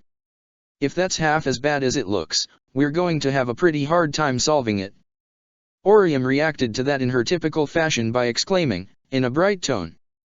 That's how it always looks when the heroes arrive at the last minute. Since we're the cavalry, we're gonna turn this one around, we just need to go and do it. You kids are worrying too much, seems to me like they're having lots of fun out there. Rukia could feel it when Ichigo glared at Kenpei for his comment, as well as the man amusement in response, their Ryotsu easy to catch for her sharp senses. After a moment of that, Ichigo let the matter go, a spike of worry overtaking the annoyance as he moved next to her to get a better look, muttering more to himself than to her. How did they manage to get multiple encirclements going? That's not an easy thing to accomplish. Having wondered the same thing, Rukia had focused her scouting on discovering just that, so she explained, the green-haired Espada there seems to fire projectiles that teleport things around, pointing to where the Arrancar had fired just one such attack at a large group of people charging at her on the back of an ice dragon. The dragon itself disappeared, reappearing a substantial distance away, but the Shinigami on its back didn't, plummeting toward the ground for a moment before a different ice dragons veered their way and saved them. Rukia couldn't identify where Toshiro was, not with ice dragons flying all over the battlefield, but she couldn't help but feel inspired by her friend's performance. Recently, she'd started to believe that the best way to lead a team was by providing them the tool and directions needed for them to accomplish their goal, and seeing that a prodigy like Toshiro had the same approach as her to being a captain was reassuring her that she was on the right track. Kenpei didn't particularly seem to pay attention to that, instead answering to Rukia's words, in the tone of a kid who'd just had his cookies stolen. That doesn't sound like it'd make for a fun fight at all. Getting close to strike and then being moved away, again and again and again, would be incredibly annoying. I came along to actually face off against an Espada, but if that's the only one at hand, what would even be the point? Since the last thing Rukia wanted to do was having to persuade Kenpei to do something he didn't want to do, she was quick to point out, even as she kept her tone even in her worry hidden with an emotional control that, she hoped, would have made her brother proud. She's not the only Espada here. See how Shinigami are stabbing each other. They are. I was wondering about that. Well, from what I can see, the backstabbers look like Shinigami, but when they get struck, they don't go down, unless their head is completely destroyed. Which means... Eren Nero. Rukia nodded to Ichigo's grim declaration, and then she went on to elaborate. We know, from the warning Orium got from Shun Shunrika, that he's the highest priority target, since he's supposedly crucial for Aizen's plans.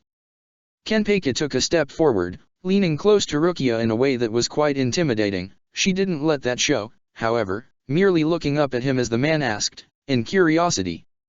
That's the Espada who is supposed to make multiple copies of himself, isn't it? Yes, Captain, that's the one. Kenpeki grinned, whispering perfect in a manner that would have sent shivers down Rukia's spine if she'd let it, before going on to say, in a way that broke no arguments. That one is mine then.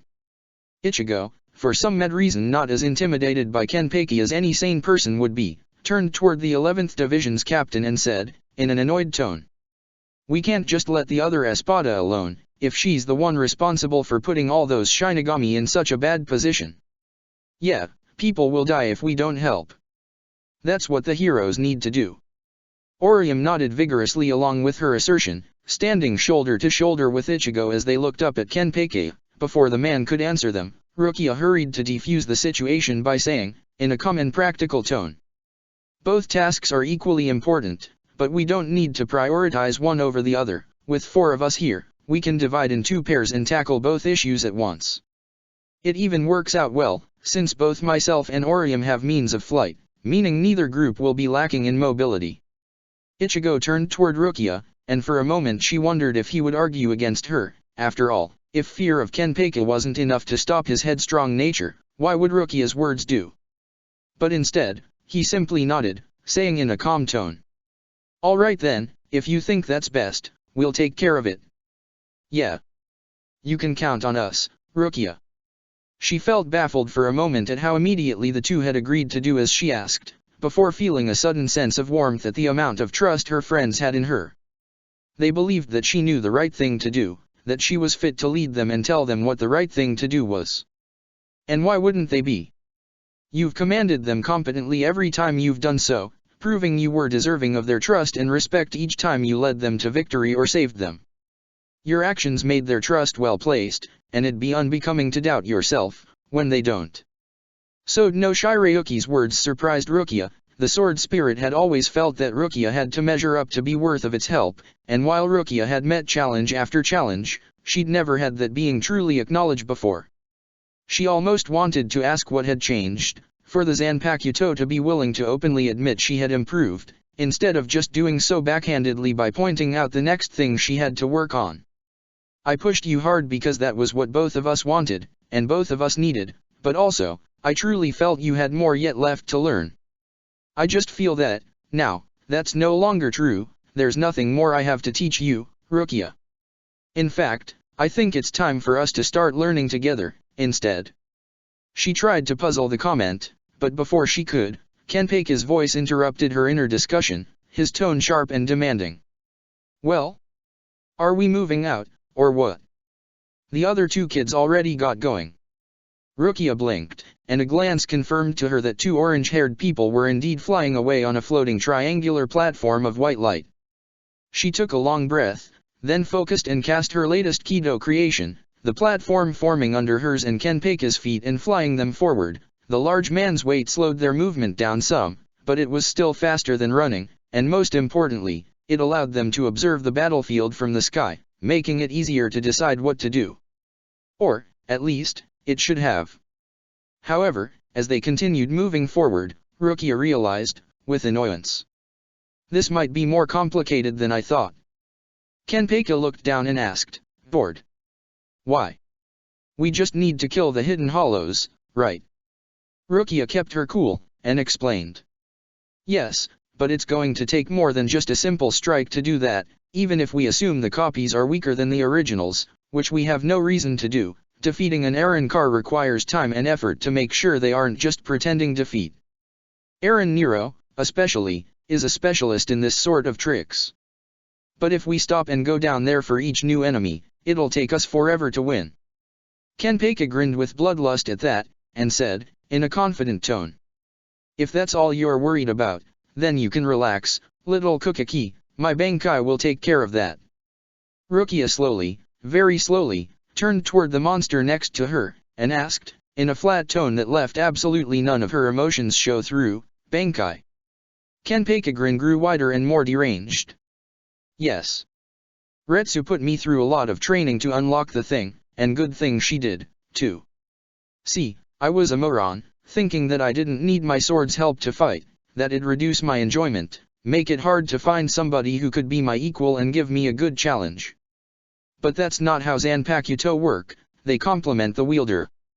It took Retsu some time to hammer that home into my skull, but once I understood that, it was obvious that Nose Arashi wanted just what I did, and so working together wasn't going to make achieving my wish harder, rather, it granted it to me easily.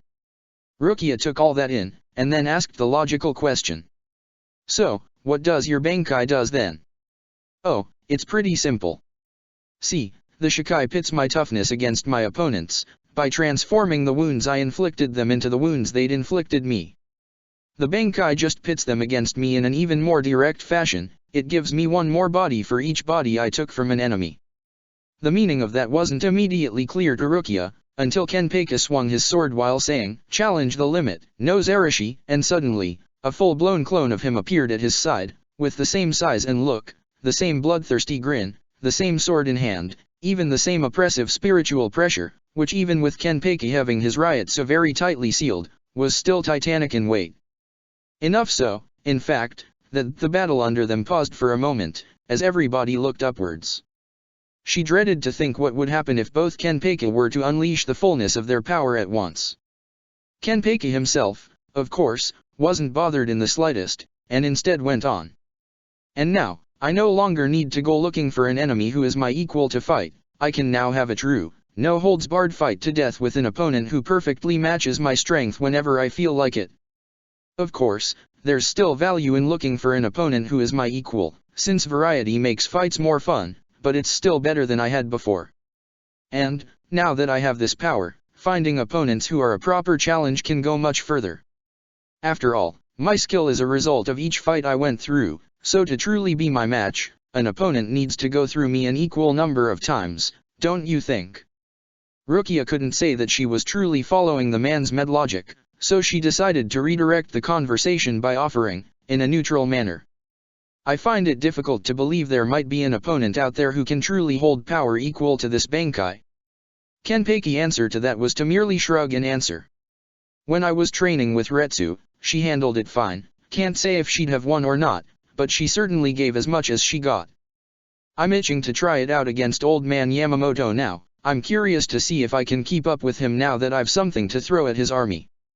Rukia tried not to think what it meant, that Captain Anohana could go up against an army of Kenpeki and have no big trouble keeping up, nor did she try to imagine what a clash between this new Bankai and the captain commanders would look like. She didn't need to add new material to her nightmares.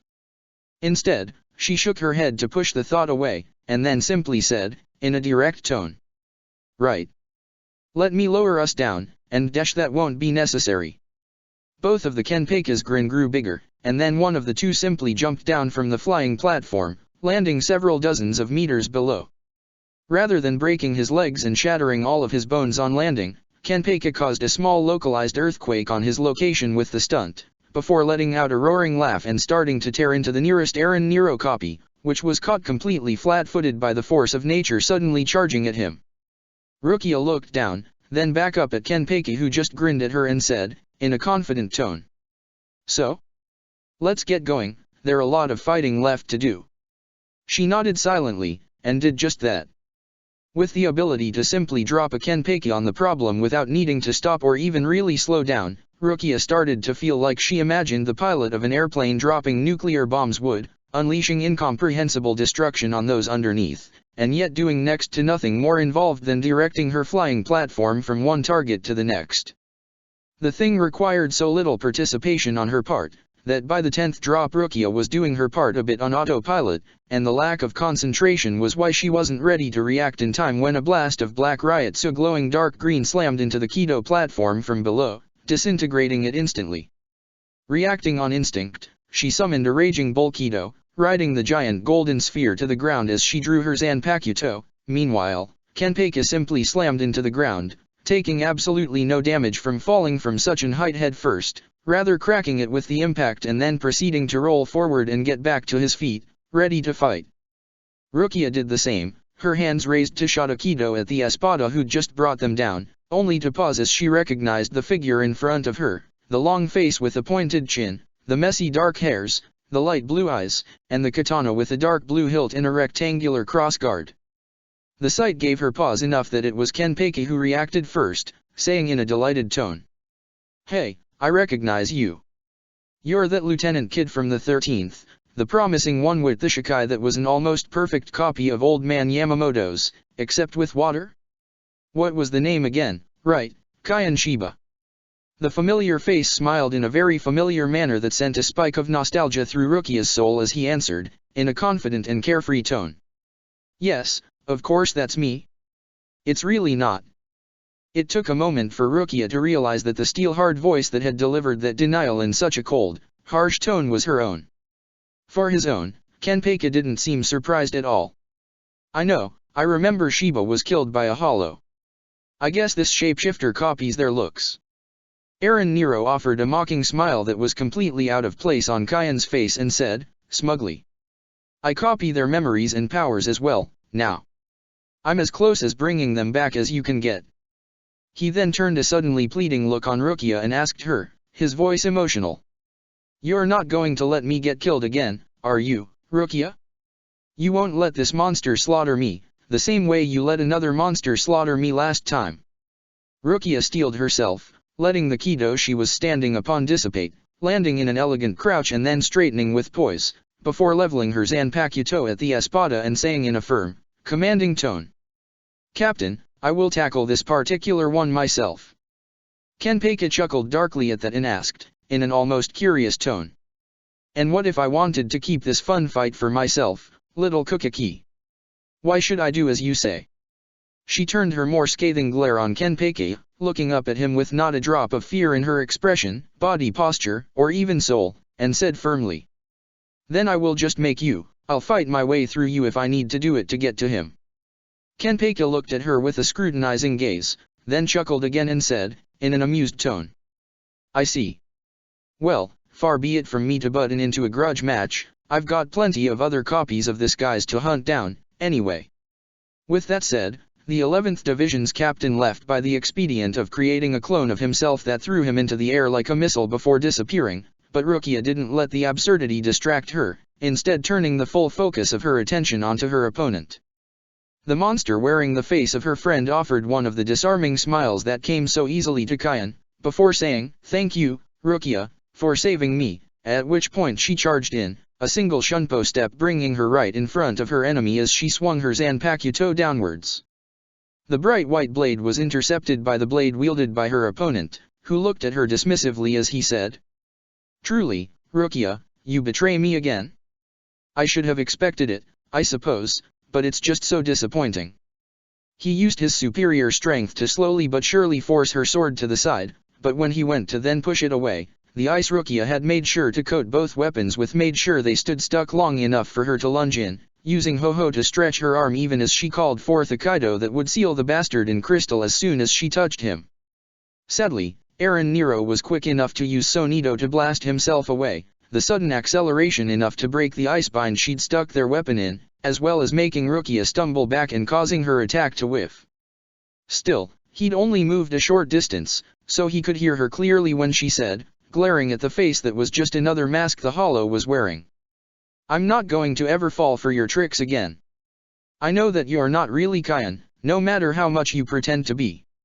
He raised an eyebrow, and countered, "Aren't I now?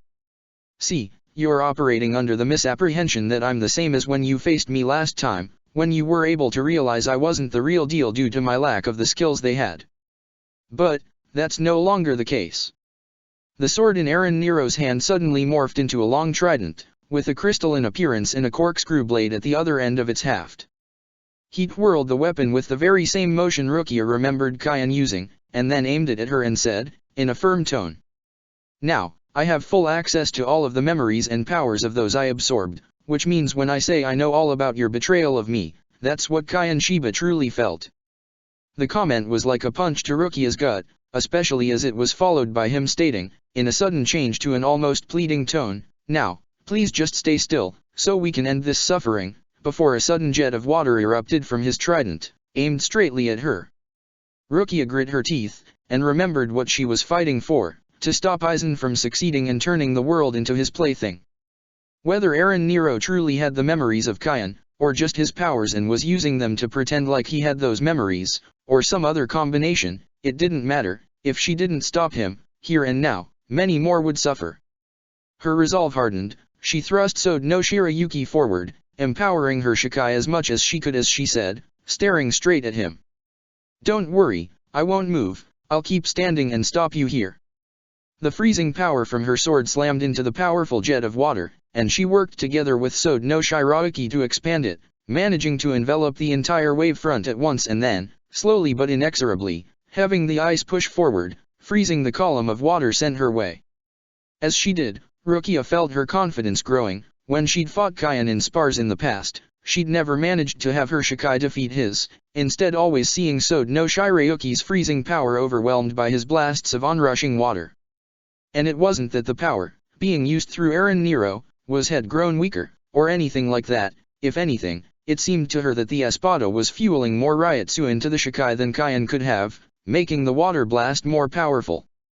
Rather, she realized with sudden clarity, the reason was that, in the time that had passed since Kayan's death, Rukia herself had gotten stronger, more powerful, more skilled, strong enough, apparently, to overcome the memory of her mentor. Eren Nero also realized that Rukia was slowly but surely overpowering him, and clearly didn't like it, as he pointed his other arm at her and fired a Zero out of it.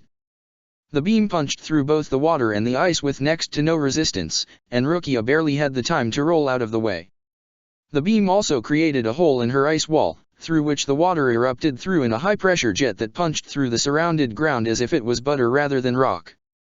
Knowing she had to keep up the pressure if she didn't want to end just like it, Rukia didn't hesitate to send a barrage of Kido darts at him even as she finished rolling back to her feet, but the Espada raised a hand to call forth a golden wall from the ground for them to smash into, the jello-like consistence of the ablative wall Kido easily capturing the projectiles, so that her opponent could then follow up by slapping the wall with the combined slingshot Kido, which weaponized the ablative wall properties to send the darts flying back at her.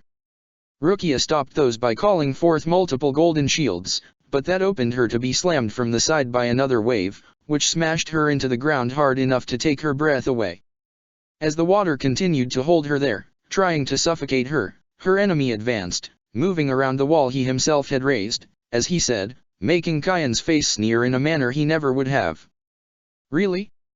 I told you, I remember everything from my past. I didn't get to be the lieutenant of the 13th Division, the second strongest member of the Kido Corps, without mastering the arts the division is named after. Did you truly think you could ever beat me in that field?" Rukia looked up at him, focusing her Shikai's power to turn the water over her mouth into ice, but leaving enough breathing room under that protective layer to answer, in a very determined tone. "Actually? Yes." With a flicker of her wrist, Rukia cast on herself the unbreakable crystal cage she'd used against Sasuke, while moving her arms in a wide circle as she combined it with her favorite Raging Bull Kido, so that, instead of being packed so tight that the person inside couldn't even move their Ryotsu, the inside of the crystal was empty, and the crystal itself barreled forward like a cannonball, punching through the water and getting right in front of Eren Nero before Rukia made it explode, the sharp shards of crystal flying straight at her opponent. He managed to deflect them with a twirl of his spear, releasing a vortex of water around him, but Rukia had expected that, and unleashed a multitude of thin Kido beams in the squirrel path Hado with a swipe of her hands, while twisting her hand to add the effect of her sun grenade Hado to them. The rays of golden light bounced off of the suspended shard of crystal to maneuver around and above the water twister, and then exploded the moment they slammed into her opponent, blasting the Espada backwards and outside of the cover of his water shield. Rukia landed right in front of him, thrusting her sword forward as she did so. He had to block it with his trident, which was just what she wanted as, by fueling Sode no Shirayuki with enough Ryotsu to leave herself winded, she managed to flash freeze the entirety of her enemy's weapon, so that any new water he tried to release from it was immediately frozen as well, preventing him from using Kaion's Shikai against her. As he looked at their weapons locked together by her ice with a stunned expression, Rukia glared and said, letting some smugness in her tone. Kaion might have been the lieutenant of the 13th when I last saw him, but I'm the lieutenant now, and I assure you, I earned that place. Having stolen the skills he had back then does not hold up against those I have now. Eren Nero scoffed and countered, in an accusing tone. I see, so you let me die to get promoted over my corpse, is that it? How could I not see that one coming? After all, that hunger for power is to be expected of a Kukaki. I should have known that you were lying when you said you didn't want to become one of them, that in truth you already were seeking only to take my power for your own. Rukia stumbled back, as that comment referenced one of the most raw conversations she'd had with Kaion, admitting that she feared that Byakuya would succeed in making her into a copy of himself was one of her greatest fears, and she'd never confided it to anybody else. Except, as Rukia assimilated the words, she realized that, it wasn't, anymore. Sure, once upon a time, it had been, but now, she finally understood her brother, and she knew that wasn't what he wanted. Yes, he wanted her to succeed, and part of it was for the sake of the Kukaki, but mostly, it was because he actually wanted what was best for her. He'd wanted to change her once, maybe, but during the last few months, where she'd spent so long training directly with him, he had truly tried his best to just help her instead. She was at peace with being a Kukaki now. It might not be what she would have chosen for herself, but now that she had the position, she knew the right thing to do was to use the power that came with it to help those who didn't share her luck, rather than try to reject it. And, Byakuya had been willing to support her in doing just that. He'd been willing to go against his precious tradition to do it, even. The sudden burst of realization, that she wasn't that scared little girl anymore, allowed Rukia to snap back into control of herself, and raise her hand to create a shield right in front of herself, the Gran Race Zero that Eren Nero had charged up when taking advantage of her moment of hesitation, slamming into it, disintegrating the Kido but leaving her completely unharmed. Rukia then looked up in those green eyes, sporting a coldness that she knew Kaion would never have directed at her, and said, her tone as cold as the ice on her sword. You know, maybe this isn't a trick, and you truly have managed to access Kaion's full powers and knowledge, somehow. It doesn't matter, the real Kaion would never have used that kind of confidence against me. And, he would never have blamed me for what happened to him, either. Yes, it was my suggestion to walk into your trap rather than blow the entire place up from the beginning, but I had good reasons to do it, and if he'd thought it was the wrong call, he could have countermanded me, since he was still my superior. And blowing the place up afterwards was also the right thing. I had fallen for your trap once. Failing for it again would have just doomed the rest of the division, the people I managed to save from it at great effort. Kaion himself, when he stood back to stop you, told me to get them out, to protect both their existence and mine. He would never fault me for that. Eren Nero looked at her, then the expression on Kaion's stolen face turned into one of contempt. Well, would you look at that, the little crybaby has grown herself a backbone and learned how to properly dismiss other people as necessary sacrifices for her ascent and feel no regret, Truly dash. That's not it at all. You don't get it, do you? I know that I failed, but whipping myself for it will do nobody any good. What I need instead is to put all of my effort into doing better going forwards. The Espada scoffed. Easy to say, when it costs you nothing, and it's other people to get hurt whenever you stumble. He accompanied the motion by shooting a water knife from his hand. Rukia hadn't known he could do that, but it didn't matter, as her own Shikai extended to her whole body as well, so a backhanded slap charged with Sode no Shirayuki's power was enough to freeze the attack so that her knuckles could bat it away. Even as she did that she answered, letting her conviction spread through her Ryotsu, making it shimmer around her like a halo. It's not easy at all. But when those people are willing to follow my lead, knowing the risks they might incur, it'd be a slap in their face and a break of their trust to refuse my role. I know I will stumble, because I'm not perfect, but I've learned from every stumble in my past. The people who are following me now would not be here without me leading them to this battlefield, just as I would not be here without their support. I learned that, and the guilt and pain of failure scare me no more. Now, I know who I am. That seemed to finally tip Eren Nero into anger, as he broke his pretense of being Kain with a glare and a furious scream. You know what you are? Well, I know what you're gonna be, and that's a corpse. Suddenly, they were blasting into the air, and Rukia realized he'd used Sonido, dragging her along with an acceleration that was already starting to break her body apart with sheer speed alone.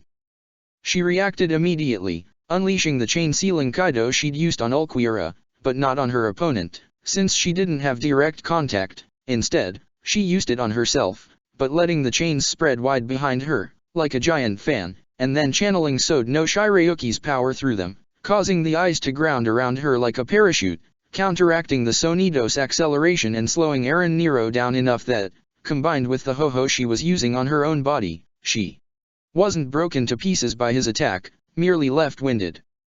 She took advantage of the moment of surprise from the espada with a quick swipe of her arms, a drilling spear of light the size of a pillar erupting from her and punching straight through her enemy's sternum, completely obliterating it and sending the lower part of his body plummeting down as the attack bisected him. Rukia hadn't realized he'd angled the Sonido upwards so that now they were high in the sky. It seemed like a minor detail, but the realization shouldn't have mattered, since she'd used the attack specifically so that she could get a breather, as it should have taken the Arrancar some time to recover, hopefully enough for her to finish him off. Well, unless he had regeneration on Par with Ulquiorra, but if that was the case, Rukia didn't think she could win anyway. As it turned out, Eren Nero did not, in fact, have such a powerful regeneration, but unfortunately, it turned out he didn't need it. The moment of brief surprise Rukia spent realizing she was in the sky was all her opponent needed to have his arm flicker into the shape of a tree branch with a big round seed at the end, and for the seed to erupt into a fully formed Eren Nero, once again in the shape of Kain, completely bypassing the need for any regeneration at all. And, as she registered that surprise, his enemy used Sonido again, only this time he didn't drag her into the air, he slammed her down into the ground with the power of a falling meteor. Rukia could feel her back breaking from the impact despite her use of Ho-Ho to minimize the damage, and she saw the ground cratering around her as the ice Sode no Shirayuki had tried to use to slow down her fall shattered all around her, the shard glinting as they flew up into the air. Unlike her, the impact didn't seem to affect the espada any, or at least not enough to stop him from immediately twirling Kain's trident and slam it down into her side with both hands, the blade impaling her to the ground even as she felt the torrent of water they were releasing into her wound, which took all of her effort to freeze to keep the sheer pressure from just ripping her apart. Still, she could feel that it wasn't going to hold for long, with the pain impairing her concentration, her ability to focus on her Shikai was wavering. Meanwhile, Eren Nero removed one of his hands from his trident, apparently confident the other one had enough strength to keep her pinned on its own, and started to charge a massive orb of black Ryotsu as he screamed. I'm going to destroy you, and then I'll hunt down every single idiot who ever trusted you as a leader, and get rid of them as well. You'll stop feeling so superior to me when I prove your brave words were nothing but hot wind. Rukia looked up at him and spat, both literally, hitting him in the face, and figuratively in the tone she used. Not if I disintegrate you first. And then she swiped her hand while repeatedly snapping her fingers, calling forth Kido 99, the Black Coffin. It was the most powerful Kido she could cast, and it took a lot of effort, enough that she had to stop fighting off the water, letting Sode no Shirayuki take care of that alone, to use it, but it had the benefit that it couldn't be affected from the inside, by anything, and it would annihilate what was caught inside of it. It was slow enough that normally it required a static target to actually hit, but with them being so close, Rukia had sneakily used her spit to create a connection between the shard of ice still in the air, so that she had a rope of ice tied to Eren Nero's face, pinning him in place. And that was only one of her two anchor, she'd also made her ice sneak its way along the haft of his trident, pinning him to her with that as well. Sadly, it turned out, Rukia had underestimated the amount of damage an Arrancar would be willing to take to escape a trap, as Eren Nero didn't hesitate even a second to blast himself backwards with Sonido, ripping his own face and hand off to do it, leaving Rukia laying on the ground with a useless empty cage forming right in front of her. She let out a pained breath. It seemed this was it then. Her gambit had failed and the torrent of water that was overpowering her freezing powers was going to just finish murdering her in a few seconds. Rukia closed her eyes, as thought of her failure filled her not with regret, as they would have in the past, but with sadness instead. She'd taken the risks she had to, and failed. She could accept that. She just would have preferred a different outcome, one when she could save other people, instead of failing them. But, she supposed, that was the cost of taking command. Sometimes, even if you were doing the right thing, and the people you were leading knew the risk, you couldn't do anything to achieve victory. It didn't mean the fight was meaningless, but self-pity wasn't going to help those who had been failed. Rukia's only regret was that she couldn't get back up and use this defeat to get better at helping those who needed it. Then it is fortunate that this is not, in fact, such a situation, isn't it?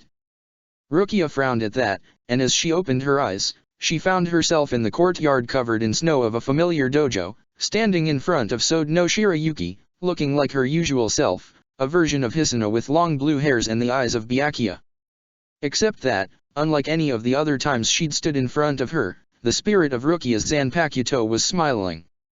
Rukia was so surprised by that she blurted out, "What do you mean?" before she could actually collect herself and present her question with propriety, the way she normally interacted with her sword spirit.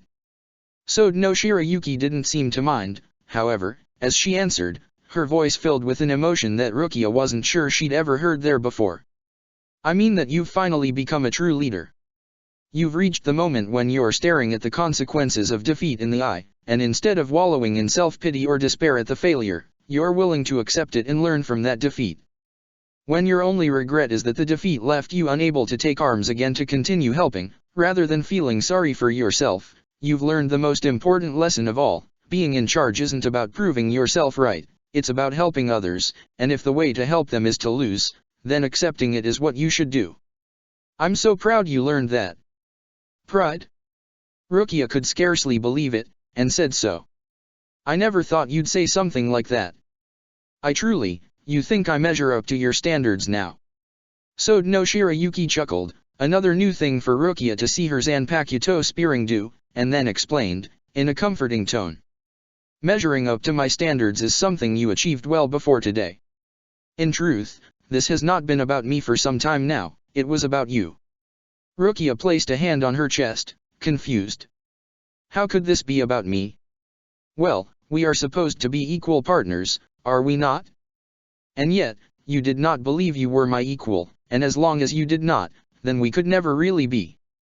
Then, Sode no Shirayuki extended her hand and asked, in a soft tone. "But now, having learned every lesson I had to teach, I feel you are ready to realize that your beliefs, if ever they were true, no longer are. So, answer me, do you believe us to be equal?" Rukia smiled, the affection for the spirit that had been her mentor and companion for decades now rising in her spirit, as she extended her own arm to grasp her Zanpakuto's hand into her own as she said, her soul brimming with certainty. "I do." Snow started to spin around her, creating a white vortex that hid everything from sight, and Rukia could hear her Zanpakuto's voice echoing inside her head, crowing then go, show the world the Bankai born of our souls becoming one. In a triumphant tone, as Rukia opened her eyes to see the battlefield in front of her and declare, her words a whisper. "Flow with the rhythm of the world, Sode no Shirayuki." She could physically feel the Ryotsu erupting from her as the reaction between her soul and her Zanpakuto's becoming one caused a chain reaction. It was a strange feeling, and Rukia needed a moment to realize why. It was joy, pure joy suffusing every single particle of her soul, making every single piece of Reishi resonate with each other at a uniquely harmonized frequency.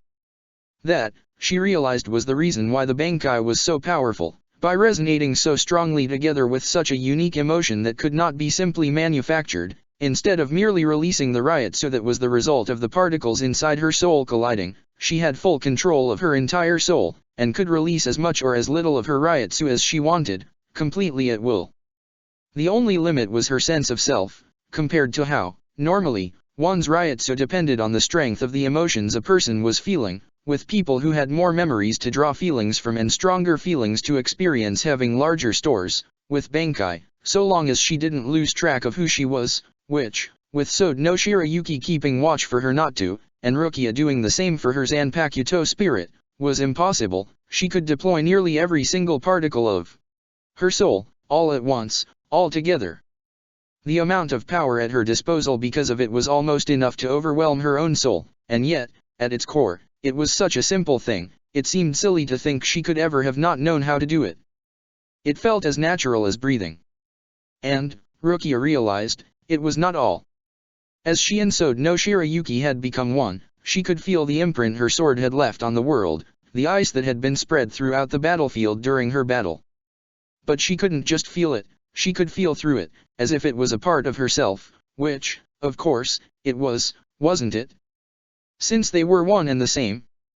Rukia tried, and sure enough, she could see from hundreds of different perspectives, as each shard of ice acted as an additional pair of eyes. She could feel the gravel and wind and dirt on each and every single piece, as each one was a part of her own skin.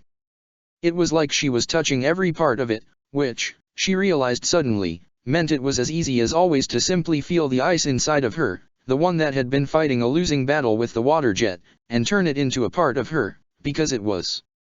And it was just as easy to reach for the ice, which was part of her, to be it, and be where any one shard of the ice was, because she was it. Rukia stepped through the cracked remains of her ice fan, her body fully recovered as she'd drawn in the ice even as she emerged through it, and Eren Nero, who still had only regenerated a third of his face, and thus only had one eye left, turned in her direction with a sudden jerk, the one eye widening in fear as he asked, furious. What? How are you doing that? Rukia cocked her head to the side, studying the espada. He had felt so overpowering when he smashed her into the ground, but compared to what she was now, when her body was everywhere at once, he was really so very small and pathetic, wasn't he? No, Rukia chided herself, or was it Sode no Shirayuki chiding her, or perhaps herself? It was a bit tricky to figure it out, that couldn't be it, surely? Eren Nero, too, could spread himself into so many pieces, his could even act independently, which surely meant he was even greater than her, didn't it? But, she realized, it was in fact the very opposite. He had so many people inside himself, and yet he felt alone, so alone he had to give sentience to every little piece of his soul, just to reassure himself that he was part of a crowd. But it was a trick, a lie, he pretended to be many, but really, he was just one. Rukia was two, and that meant she would never be alone like he was. She watched him then, truly looked at him, the monster who had taken her friends from her, tortured her with their memory, stolen Ichigo's mother and done the same to him, and spread misery to countless others she didn't know the name or face of, and all she could feel for him was pity. He was even smaller than she initially understood, and he so desperately leashed out to the world in order to make them believe he wasn't, to fill that hunger for love he would never be able to fill. It made Rukia sad, that the only thing she could do for him was put an end to his suffering. If she had the means, she would have wanted to find a way to heal him, correct the imbalance that had created such a pitiable creature, but she knew that, regardless of what had made him into what he was, he'd hurt too many and, more to the point, would hurt too many more, if she indulged her own pity instead of ending things now. Something of what she was feeling must have shown on her face, or perhaps he was simply reading her emotion. Rukia could hide them. In fact, right now she felt it'd be the easiest thing in the world, but she didn't want to. There was no point.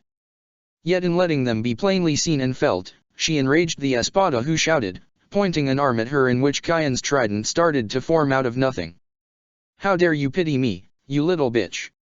I'm Eren Nero, the 9th espada, handpicked by Lord Aizen himself to destroy your soul society and usher in a new era. You're nothing compared to me, you hear? Nothing. A blast of water erupted from the trident, sharpening itself into blade as it went, and a Siro was fired alongside it at the same time. The water spread wide so she would be shredded if she tried to dodge the unstoppable beam. Rukia didn't bother to do either, and instead reached for her ice. The myriad shards of it scattered between her and the attack, only, instead of reaching for it, she reached through it this time, like each piece were one of her hands, because they were. And, as with her normal hand, each one could reach for the Ryotsu in the air, alter it to fit one of a large set of emotional configurations she'd learned for fun, and the air between her and the attacks blossomed with Kido, dozens, perhaps hundreds of different ones being cast at once. A multitude of beams erupted that got rid of the water blades like they were nothing more than a few flies before slamming into Eren Nero from multiple angles, slamming into him with enough power to repeatedly push him back, eventually forcing him to his knees. As for the Siro, While Rukia couldn't truly stop it, she could slow it down by having to force it to go through something thick. Ulquiorra had shown her that, and Rukia took the lesson to heart.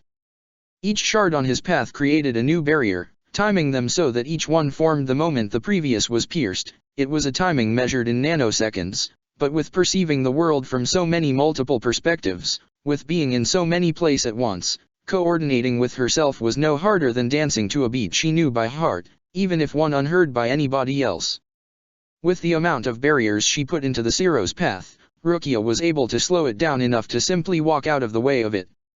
Eren Nero stared at her at the sight, and she took advantage of that to send a raging Bullhado straight at him, which she grabbed onto, and then, with a snap of focus that took away the sight of a few dozens of the hundred of viewpoints she had, she made the wake of the Kido freeze with her Shikai's power, creating a pillar of ice the size of an obelisk that struck straight at her enemy. In a sense, it felt weird that a trick that would generally leave her winded and tired enough she rarely used it more than once per fight, and even then only as a finishing blow, had barely affected her at all. In another sense, it made perfect sense for that fatigue to manifest as a loss of focus, for that loss of focus to manifest as losing sensitivity in a portion of her body for a brief amount of time, and for that loss of sensitivity to be completely meaningless as a cost with the size of the body that she had now. She had heard Byakuya explain that achieving Bankai often helped a Shinigami beyond simply the power itself, that the increased understanding it granted tended to manifest in ways that made the one who gained it more powerful in all facets of their combat style, but experiencing it on her own skin, feeling for herself how much stronger she was simply by dint of being herself, left her a bit dizzy. As she considered the matter, she split just enough from Sode no Shirayuki to tell her, idly, perceiving things through the ice my Shikai creates feels like more of a mental power than an elemental one, don't you think? To which her Zanpakuto answered, in a smug manner, that since the theory was that elemental powers manifested for people who wanted to prove something, while mental powers manifested for people who had a firm belief in their own righteousness, perhaps Rukia had simply stopped being a scared girl who needed to prove she was worthy of her good luck, and just become a woman who knew she was and needed not prove it to anyone. Rukia couldn't help but chuckle with herself at the image. Meanwhile, Eren Nero had collapsed, impaled to the ground by the giant spike Rukia had just slammed into her, and a look of desperation appeared on Kayan's face, before he suddenly started sprouting branches, each seed looking like it was going to produce a copy with a different face. Perhaps, Rukia opined, he was hoping one of his other spirits had a power that could free him. However, with the ability to see what was going on from so many different angles, Rukia was able to react to it much faster than she'd ever have been able to before. So, she thrust her hand forward, an explosive Kido marble erupting from her finger and shattering the pillar into a myriad of shards all around Eren Nero. Then, she reached through each individual one, losing her focus on every other piece of ice around for a few seconds, as each one cast a black coffin on one of the newly created clones, annihilating them all at once, and then repeating the process as Eren Nero tried to do it again, until she just sighed and pinned him down with her foot, making sure he couldn't dodge again as she enveloped the main body into one as well by staying inside the coffin with him. He looked at her in fear, but then she left, moving to the rest of her body that was outside the coffin and so unaffected by her limitation, and then watched sadly as every single visible copy of the ninth Espada was erased from existence. Rukia sighed, then turned her eyes back to the rest of the battlefield. While she had got some closure from that, she didn't have the time to think about it right now. Her friends needed her help, and she would give them as much of it as she could. She knew that, together, they would win. Chapter 119, Cavalry. As their flight brought them closer to the area where the Espada was directing her forces, Ichigo frowned, prompting Zanjitsu to ask him, "What's the matter?" Ichigo hummed for a moment, then explained out loud, "Something's not right about the way the Espada is fighting." Orium, who had been focused on directing the platform they were upon forward, turned her attention toward Ichigo with a puzzled expression. "What do you mean?" Ichigo gets eared, pointing at several groups of Shinigami that had just been rebuked, and explained, "She's fighting far too defensively. With the sort of power she has, she could just teleport into the sky, rain her teleporting projectiles across the entire 3rd Division, and send each and every one to fall from as far high in the sky as she can. I don't think Hitsugaya's ice dragons would be able to save that many people if they were scattered enough. It's almost like she's holding back." Orium blinked, then said, thoughtful. Maybe she just didn't think of it? Or. She suddenly smacked her fist in her palm, and went on, maybe she thinks she doesn't need to. That's the fault all villains always have, isn't it? To be overconfident. Shiro's voice echoed in Ichigo's mind again, its tone one of warning. Be careful to assume your enemy is an idiot. Aizen would not have raised somebody to the rank of Espada without good reason. Internally, Ichigo nodded, while out loud he said, in a cautious tone. Let's hope you're right, Orium, but don't rely on it. The last thing we want is to be overconfident ourselves. Of course. She nodded twice with great emphasis, before returning to direct the platform towards their opponent. The Espada didn't pay them any particular attention, merely sending one of her green bubbles their way, the sphere immediately growing to a size large enough it enveloped them in 2 seconds, but before it could, Ichigo aimed Getsuga at it, and Shiro let a Zero fly, the beam Ryutsu punching straight through, popping the bubble immediately. That caused their opponent's goat-like skull to turn in their direction, and then she sent out 2 green lasers from her feet, each of the 2 curving to they intersected, but didn't aim them at Ichigo or Orium. Instead, they ran on the ground, and toward her troops. Ichigo didn't understood the move until the group of Arrancar was teleported to a few meters in a flash of green light barely a moment before Shiro's Zero passed through the area they were occupying, and that suddenly explained him. Although the act himself left him puzzled, and he wasn't the only one, as Orium asked, sounding confused. She used her power to save her soldiers, instead of attacking us? Though she was one of the villains. Ichigo frowned, but then answered, in a firm tone. She still is. She's leading an invading army after all, isn't she? Maybe Aizen forced her to? With blackmail, or something. It doesn't matter. For his own, Ichigo felt that Zanjutsu had the right of it, so he answered, as he crouched down, his 2 swords extended to each of his sides. Then we still need to defeat her, so she stops attacking. Let's go.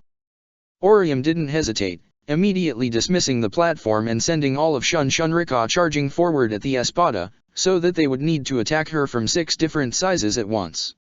Meanwhile, Ichigo released a huge amount of Ryutsu under them, saturating the air as much as he could while Orium, without having to worry about doing it herself, completely focused on using full bring to make the air under her dense and thick enough to slow down her fall to a non-threatening speed, while making a small patch elastic for Ichigo, so that he could use it to fling himself forward.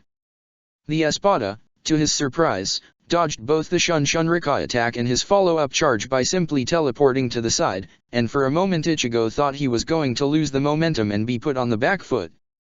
However, at the sound of Orium's snapping fingers, 3 of the fairies formed a wall again, even if hurriedly, and Ichigo was able to use it as a springboard to bounce back on his opponent before she could counter-attack. She still managed to raise her spear-like forearms into a crossed block that stopped Zanjutsu. However, Ichigo grew the Zanpakuto's blade at the moment of impact, the sudden change of weight surprising the Espada enough to leave her unable to move, so that he could thrust with his other sword. The angle wasn't such that he could have hit her from the front, she'd positioned herself skillfully enough to make that impossible, but the angle still left her back exposed to Ichigo's Getsuga Tensho, the black Ryutsu sharpened into a spear and aimed at her hind legs from the side. That was going to ruin her footing, and while Ichigo knew she would regenerate out of it, unless she was Ulquiorra's equal, she was gonna be left unbalanced for a moment, and that would be enough for Ichigo to finish her off. Except, instead of hitting, the attack missed as the Espada suddenly transformed from her centaur-like shape into a tall, athletic woman with long green hairs. The switch from the released hollow form to the sealed Arrancar 1 caught Ichigo by surprise enough that she was able to leverage her sudden increase in height to push Ichigo backwards, aided by the fact that the air seemed to be offering less resistance, all of a sudden. Which, he belatedly realized even as he was smashed into the ground, was because, by sealing her form, she'd also reduced the amount or Ryutsu in the air. Ichigo hadn't even noticed it, given how small the amount was compared to Ulquiorra or even just Kenpei, but clearly he had still been instinctively compensating for it, and so the sudden change left him unbalanced. He used full bring to make the ground slippery so that he could smoothly transition from what would otherwise have been a pretty hard landing into a roll backwards, but his opponent used those few seconds to charge a Gran Ray Zero and fire it at him. She was clearly tired from the effort of charging and unleashing the attack so quickly, as she sagged immediately afterwards, and the beam was pencil-thin, clearly carrying the very minimal power she needed to fire it. Of course, weak as it was still an attack that would kill him on impact and had been fired too fast for him to dodge, however, not fast enough to keep Shiro from taking control of Ichigo's body for a split second and unleashing a Zero of his own. It was a normal one, but larger than the Espada's and aimed with pinpoint precision to intercept it. Normally, that would just result in the Gran Ray destroying the Zero and being expended, but Shiro exerted his will through it, turning the Gran Ray Zero into another one and absorbing it to increase its own power, catching the Arrancar by surprise and slamming into her arm at the elbow, completely pulverizing it. She recovered quickly enough, rolling on her feet and grabbing the severed limbs, regenerating them in place, but that left her open to Ichigo's follow-up, as he turned the ground elastic with full bring and charged forward with both his swords pointed forwards, so that his opponent couldn't dodge both. Indeed, she went to block Zanjutsu, while moving so that Getsuga would miss. In response, Ichigo made the sword grew in size to give it a sudden acceleration and a stronger impact. The hope had been to bowl the woman over, but she proved strong enough to withstand the attack. So, Ichigo triggered the second prong of the attack, by unleashing the Hakuta code his sword was wrapped into on the Espada and turning it to repulsion, the blast powerful enough a gigantic cloud of dust raised just from the pressure it exerted on the ground. It did not, however, push back his opponent, because the moment the charged Ryotsu washed over her, she'd turned back to her Centaurian form, and the forelegs gave her enough leverage to withstand the attack. She then followed up by charging. Her stopping power increased enough that Ichigo was the one pushed back, at least until he swung his other blade and sent a Getsuga Tensho at her, which she dodged by using her forelegs to jump higher into the air than she would have been able to with just two, then turning into her humanoid form to lighten her body and reduce her profile, so that the sharpened black Ryotsu flew under her. She then switched back to stop herself in midair with the increased size and reorient herself before switching to humanoid form again to bring her gigantic two-headed lance down on him with enough force that, while Ichigo used repulsive Hakuta to blast himself backwards, the attack left a spiderweb of cracks over the ground that seemed to keep spreading. Before his opponent could press the attack forward, she suddenly found herself stabbed from behind by Orium's Zanpakuto, the backstab having caught her completely by surprise. Still, it didn't stop her, as she turned with a large swing that would have disemboweled Ichigo's friend, had it hit. However, Orium dodged backwards far faster than Ichigo knew her to be able to move. It took a moment for him to realize that she had used Shunshunrika to fashion herself platforms that were attached to her shoes, and was using them as skates to slide around. Which, considering the speed Orium was able to move her platforms at when she was flying them, would likely make her far faster than even Ichigo could move without using Sonito, so long as she could control the sliding. The Espada seemed very annoyed at Orium's dodge, because even as she repositioned herself to keep both her and Ichigo in her field of sight, she managed to get out, in an angry tone. "How did you manage to sneak up on me like that? We're not going to fall for the trick of explaining our powers to the villain before the battle is over. Surrender first, and then we'll answer all your questions." That managed to completely defuse the annoyance on the Espada's face, instead making her look genuinely confused as she asked. "You're being ridiculous. There's no reason I should do that. I'm stronger than both of you together." "That doesn't matter. We're gonna win anyway." The serious cast to Orium's feature made it clear she truly believed that, and it was enough to give their enemy pause. She glanced at Ichigo, and then asked, in a more wary tone, "Who are you, exactly, to think that? You used a Zero before. Are you visored, like Hirako Shinji?" Ichigo's eyes hardened at that as he answered. "I am. My name is Ichigo Kurosaki, and I owe a debt to Hirako, of a sort. Eren Nero said that you tortured Hirako for the knowledge of the techniques you're using, and while that's not even close to your biggest crime and he should be safe now anyway, I still think my best friend Tatsuki would want me to make you pay for it, on her behalf." The woman raised an eyebrow at that and said, glancing to Orium, "I see. And you'd be Tatsuki. I'm Orium Inu, and Tatsuki's my best friend, too. I'm going to help Ichigo beat you, and since he was already winning alone, that means you're done for, if you don't surrender now." She chuckled, and shook her head. "That's not going to happen. I'm Nel Odenshank, Lord Aizen's third Espada, and to bring his dream into reality, I'm going to fight. However, since you're fighting for your friend, I'll offer you one chance to back off. I understand friendship, and can respect those who take up arms to protect it. But if you fight me today, you won't stop your friend's suffering, you'll just add to it. You can't win, your path stops at me. Orium glowered and shouted back, raising her sword in a threatening manner.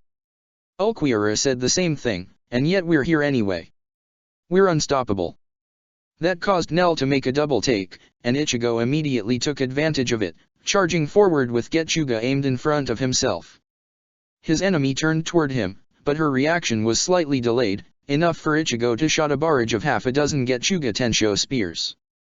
She still managed to spin her gigantic lance in front of her, like an helicopter blade, to deflect each of the Ryotsu blades away, but Ichigo had counted on it, and Shiro, borrowing help from Zanjutsu to know how it would feel, had infused the last blast with the increased piercing power of a Zanpakuto, so that instead of being deflected, it punched through.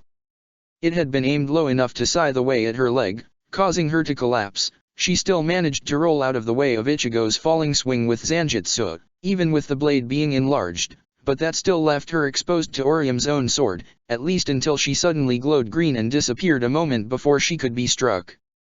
A moment later, she was right next to Ichigo, still glowing, and spear swinging, but when he went to cut through it with Zanjutsu, she disappeared again, his attack missing, and then reappeared again, her swing still midway and closer. Ichigo never could have stopped that on his own, but Shiro's reaction was faster as he used Sonido to push Ichigo out of the way. However, that resulted in pain erupting in Ichigo's belly, and it took him a moment to realize that Nell had teleported again, placing herself in the path of his Sonido so that Ichigo had basically impaled himself with his dodge. Still, having the weapon embedded in his body meant she couldn't simply teleport away, so he and his two spirits immediately formulated a plan together, and Ichigo let go of Getsuga, Shiro's intelligence guiding the sword's fall so that it fell into one of the cracks Nell's previous attacks had opened in the ground, while Ichigo himself used a localized micro-sonido to accelerate his arm in the way he'd seen Ulquiorra do, the free hand managing to dart forward and snatch Nell's wrist. He grinned and said, "You're caught now," to which the woman, still glowing green, if he had to guess, she needed to charge up her teleport, but once charged, she could keep it going for a while and be able to teleport immediately as long as she did without need for charging again, raised an eyebrow, apparently unconcerned. When Orium charged at her from her back, she shot a bala at her which teleported her away the moment she was struck, and when Ichigo went for a beheading strike with Zanjutsu, she just severed her arm at the wrist and teleported away before she could be struck. Ichigo immediately looked up, where he found that his opponent was keeping herself suspended in midair with Sonido. The way her body was vibrating, it was clear she had nowhere near the same amount of skill or experience as Ulquiorra had, but it was still enough for her to stay up there. It wouldn't be hard for Ichigo to follow. Full bring worked better in the spiritual realm, and when he combined it with making his body lighter with Ho-Oh, he could easily move quite fast in the air, but before he even could, Orium shouted up, annoyed. "See? You're not stronger than us at all, you're just good at running away." Ichigo couldn't see Nell's expression with precision from the distance he was at, but the annoyance in her voice as she answered was clear as day. "Running away? Hardly. I just needed to get a good view of the battlefield, to make sure I could crush you without hurting my own people. Get ready, because this is the end."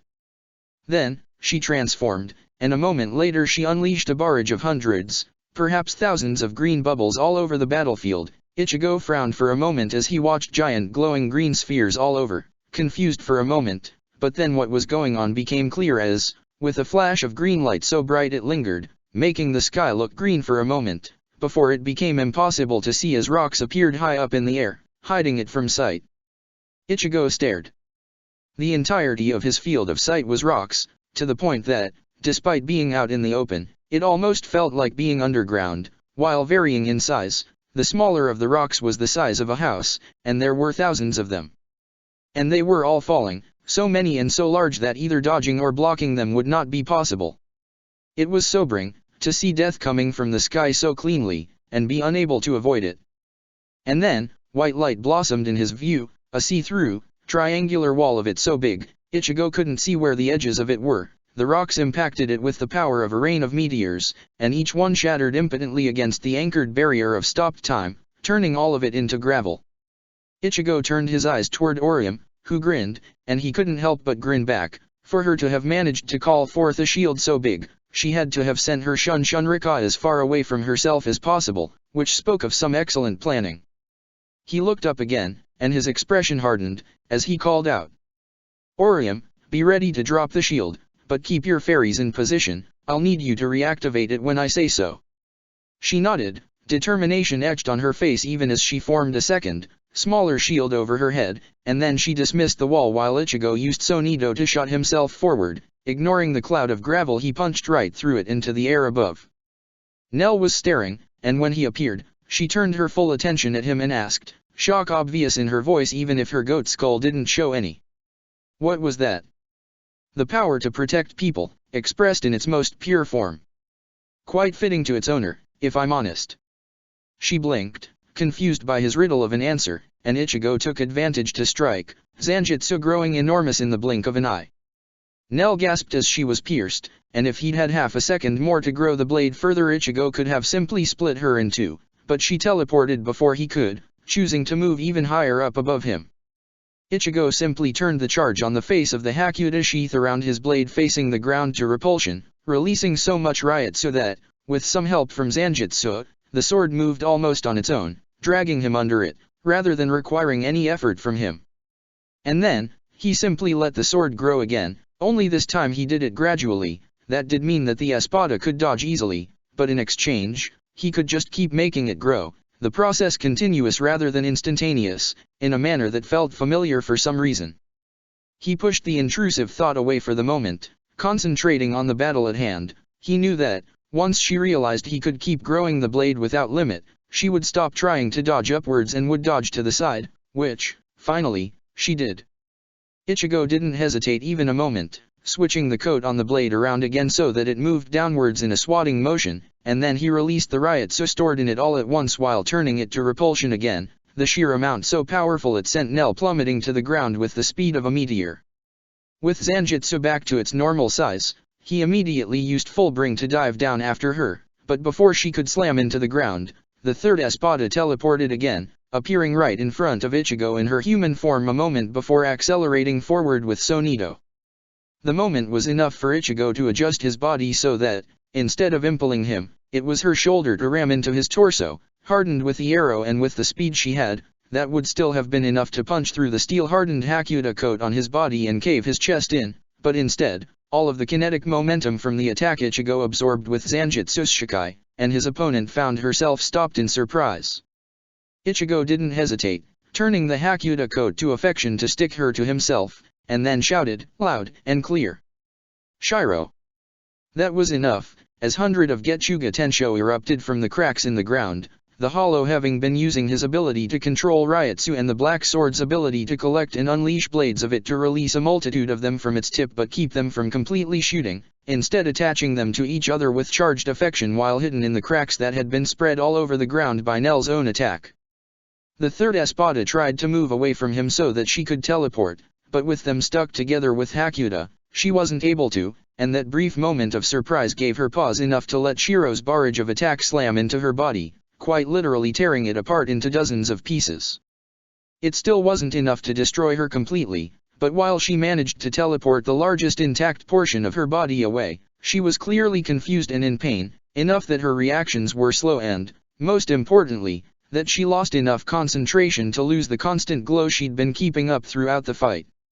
Ichigo took that moment to shot himself to the ground with Sonido, grabbing Getsuga from the point where it was embedded in the ground, and as he drew it he called to Orium, make a mobile one above her, and another under our feet, to which his friend nodded and complied, as Ichigo aimed Getsuga at Nell and Shiro unleashed a dozen Zero at once from the blade.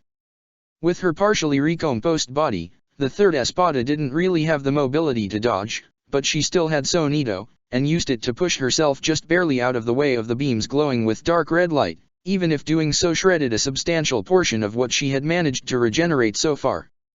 And it didn't matter, because all of the Zero slammed into Orium's barrier above her, and then Ichigo gestured with his sword and said, now push it back. His friend's eyes widened, as she hadn't considered that the face she could stop the Zero meant she could also redirect it, but she still did as he asked without hesitation, and with Nell being completely uncomprehending, she had no way to reach as all of the Zero punched into her, further shredding a lot of her body, before hitting the other barrier Orium had set up on the ground, stopping the Zero there. She grinned, saying I see. It's just like Pong, and Ichigo nodded, before using another burst of Sonido to push himself next to the third Espada who, in her wounded state, wasn't able to keep herself afloat anymore. As he held her, he let her look down at the certain death that were the trapped Zero underneath her, and then said, in a firm tone. Think carefully now, keeping in mind that if I hadn't caught you and just let you fall, you'd be reduced to nothing already. If you try to escape, we'll just keep chasing you until we can catch you into another trap like this again. We're not going to give you time to recover, and you've not even seen everything we can do when working together.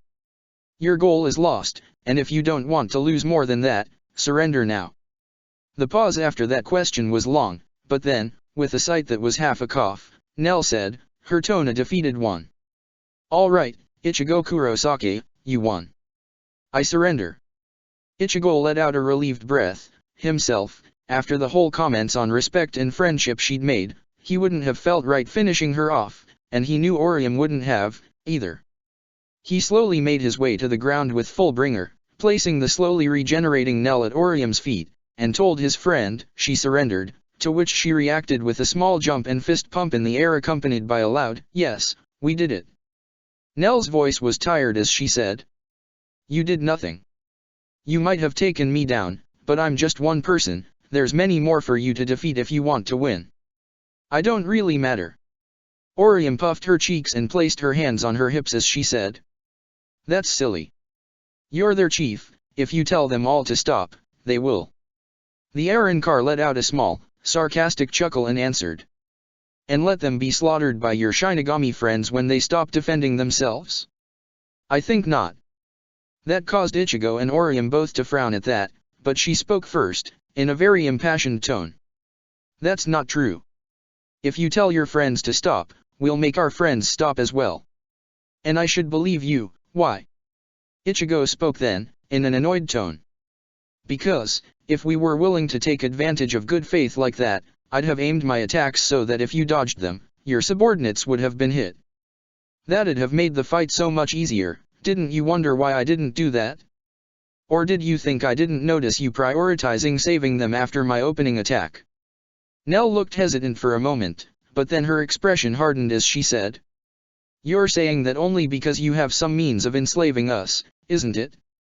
Hirako Shinji told us how you visored force your will on the hollows trapped inside of you to use their powers, that why you would spare us, to make us into slaves. Well, I won't submit to your chains, so go ahead, do your worst. Let me handle this. Ichigo didn't resist as Shiro took over his body, and then the hollow spoke through his mouth, his tone dismissive and condescending in a manner Ichigo had almost forgotten his friend could be. You're pathetic. Nell blinked, confused, and Shiro went on.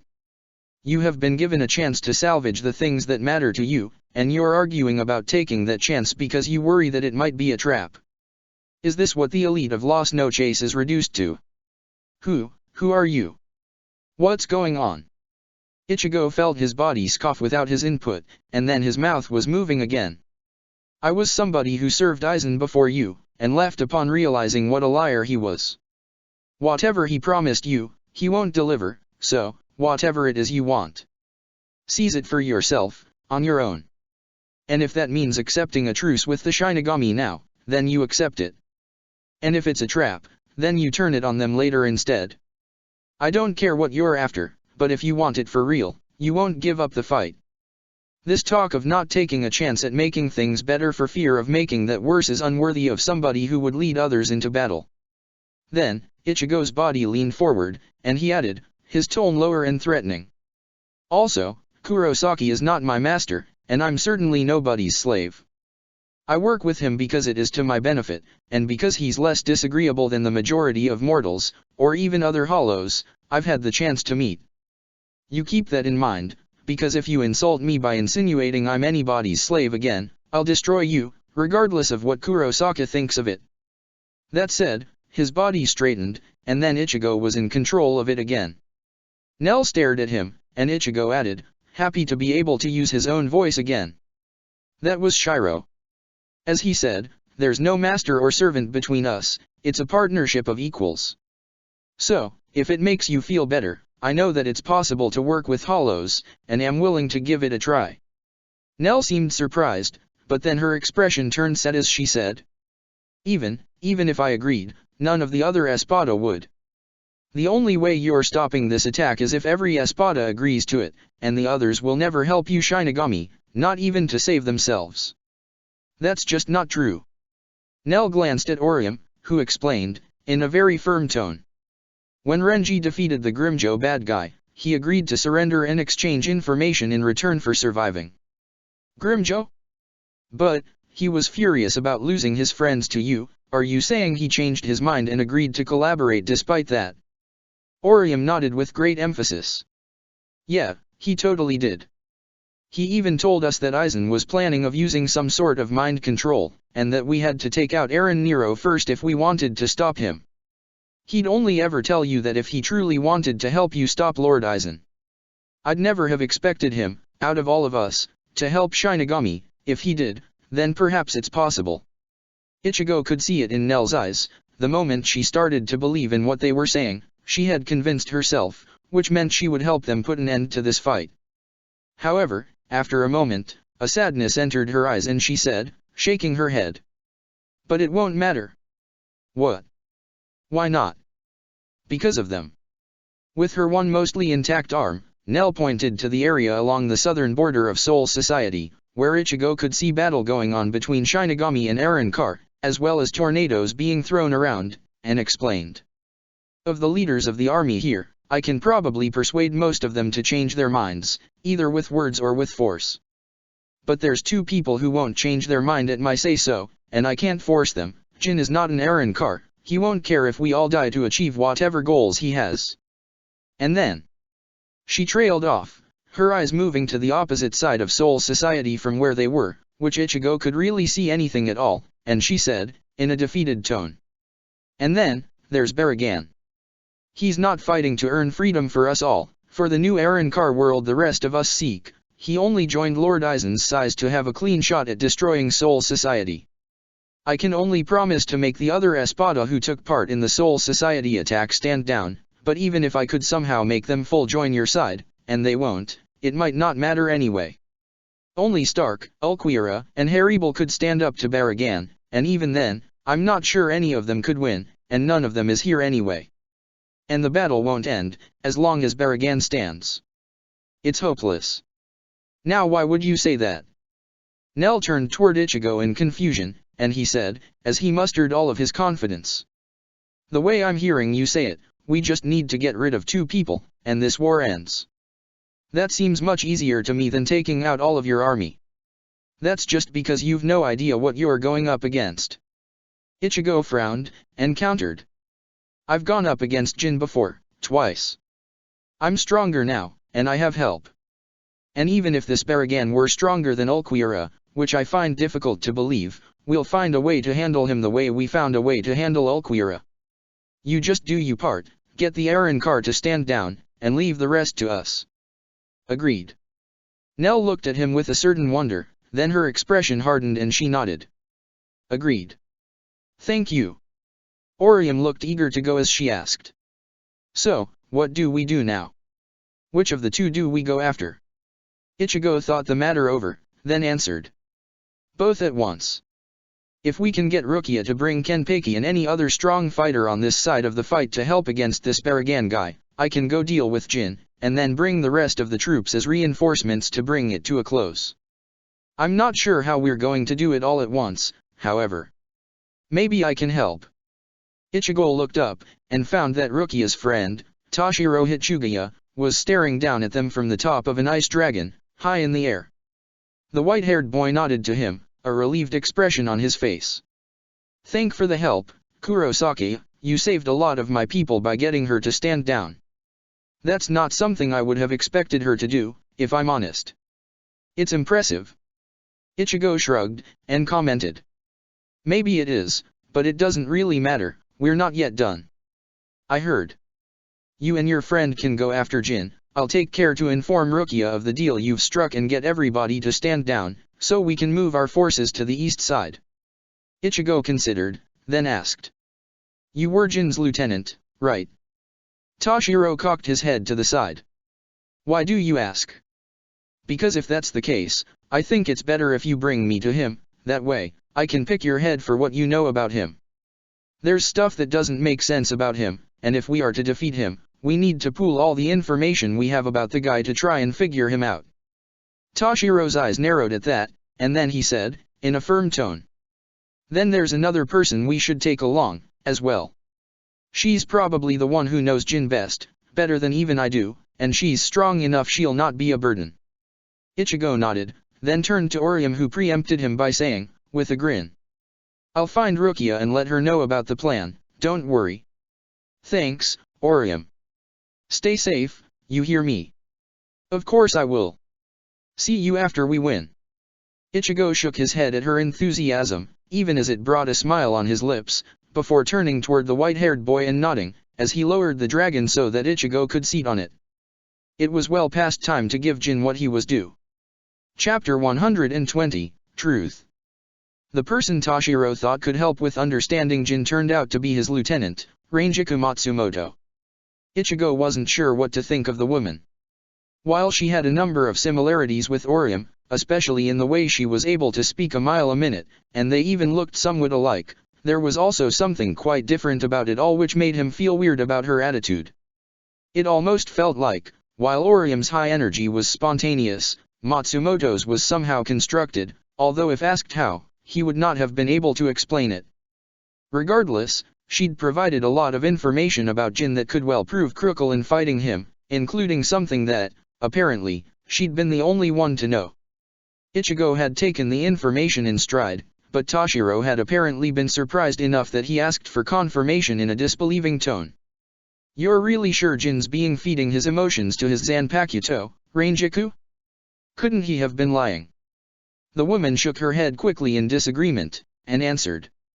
No, he'd explained to me how doing that would allow him for instant healing, and he did it specifically because I was worried about his safety before a big fight. It's also how he healed himself from his fight with you, people saw that happen. Ichigo looked at Toshiro's still disbelieving expression and asked, curious. Why are you so doubtful of it? The white-haired boy sighed, and explained. It's not that it's unknown that sealing away your Ryutsu and your Zanpakuto is possible, giving them Ryutsu is how we repair our Zanpakuto in the first place. But, it's incredibly dangerous to give more than a small amount. Your emotions are a part of your soul, and storing so much of them away weakens your soul, makes it fragile and less stable. It also deadens the ability to feel emotions in the first place if, whenever you feel one, you push it away instead of coming to terms with it, leaves you empty and incapable of feeling empathy, joy, really any emotion that you aren't experiencing nearly every moment of the day.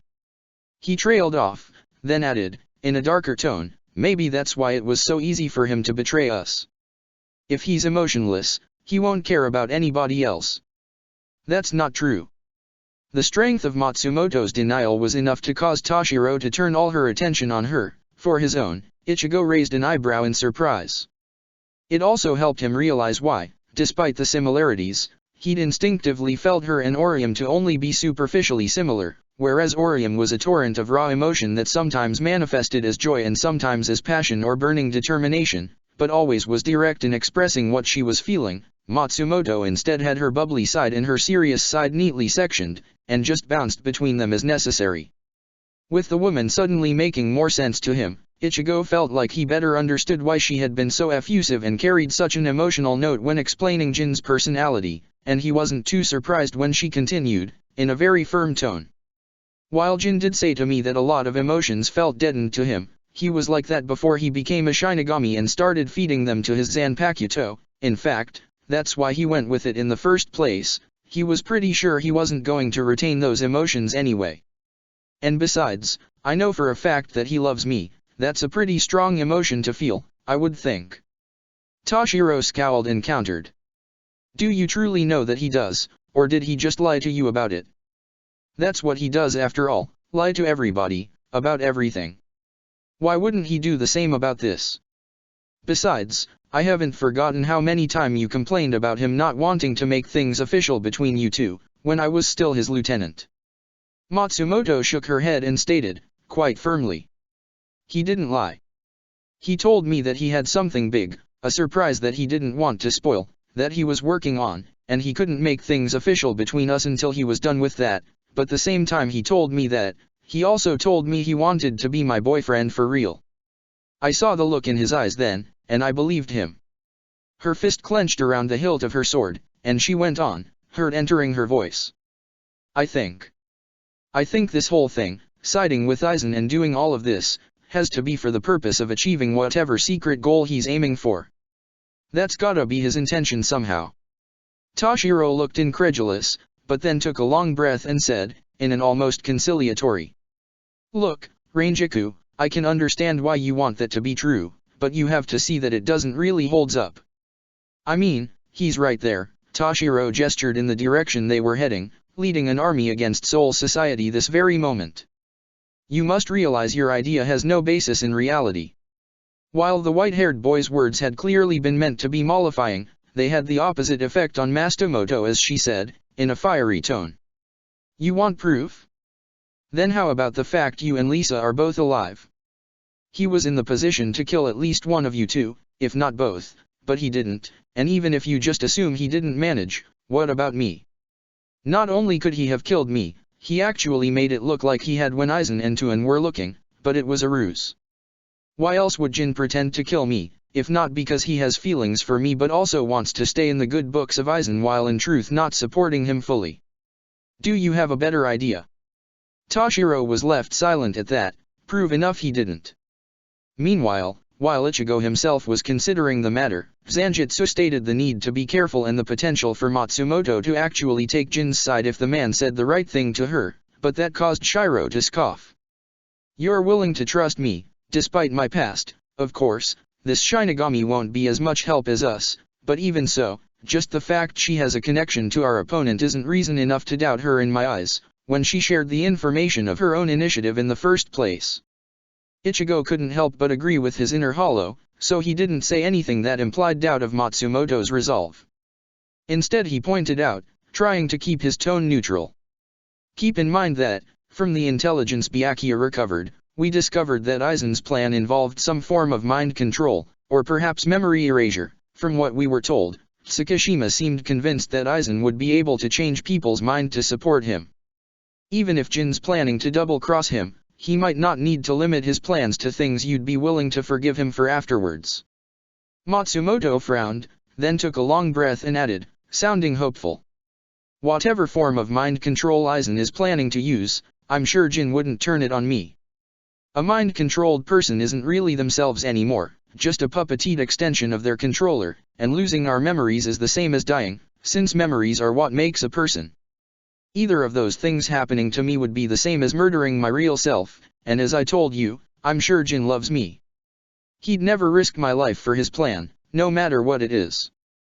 Toshiro let off a huff and said, a bit snidely. He had you face off against an enemy army. True, but I know Jin.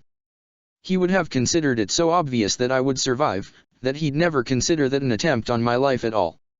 His biggest flaw, aside from his arrogance, he always overestimates anybody who he has even the slightest respect for. That was the weirdest thing Ichigo had ever heard of, in terms of flaws, and he wondered if there was any way he could make use of that in this upcoming confrontation. It didn't seem likely, but overestimating people really seemed like something that could be exploited, even if currently, Ichigo couldn't really pinpoint a way to do so. Perhaps misunderstanding the thoughtful look in Ichigo's eyes as doubt, Matsumoto added, in a very firm tone. Don't misunderstand, whatever Jin's goal is, I'm still angry at him for going this far for it. I don't care what he wants to achieve, because I know that the way he's going about it is wrong. He needs to stop, and so I'll make him. I believe you. Ichigo's honest acceptance caught Matsumoto by surprise, and even caused Toshiro to look at him askance, to which he shrugged and replied. When Tsukishima got into my mind, I was still able to muster the strength to go against him, even if I believed he was my friend at the time. Sure, it took me some serious help from Orium to manage it, but I thought you two were friends as well. Matsumoto and Toshiro exchanged a glance, and then the kid smiled and said of course, which caused the blonde to get a determined expression as she repeated. I won't let this go. Jin is so smart, he thinks he knows better than everybody else, and sometimes that just leads him to ignore common sense to do what he thinks best. I always gave him a pass on it, because he does tend to be usually right, but clearly I should have said something about the problems with that attitude a long time ago. I'm going to give my all to this fight, because that's the only way I can actually help him now. She paused, glancing at Ichigo, and added with a teasing smile, the same way your friend Orium helped you, right?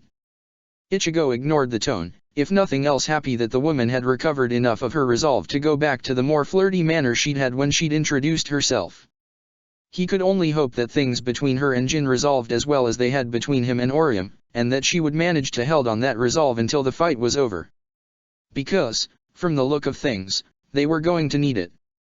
High up in the air, two Shinigami captains were fighting, Jin easily identifiable from his silver hairs, while the other, a woman with her black hairs in a long braid and thick glasses, Rangiku identified as her friend Lisa Yodomaru. The woman was an incredibly mobile fighter, flying through the air at surprisingly high speed as well as occasionally teleporting, the mix of the two allowing her to move so fast Ichigo had trouble keeping track of her exact position. Apparently, this was a result of her wind-type Zanpakuto, but regardless of the source, it made for an impressive sight. Jin, by contrast, was standing almost still.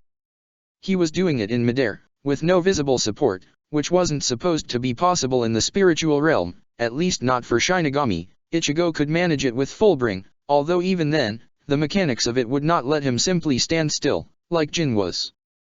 With the man so static, a first glance might make it seem like he was on the losing side of the battle. Yes, he had a small smirk on his lips, but that was just Jin's normal expression, and otherwise, Yodomaru was running in circles around him, and attacking constantly.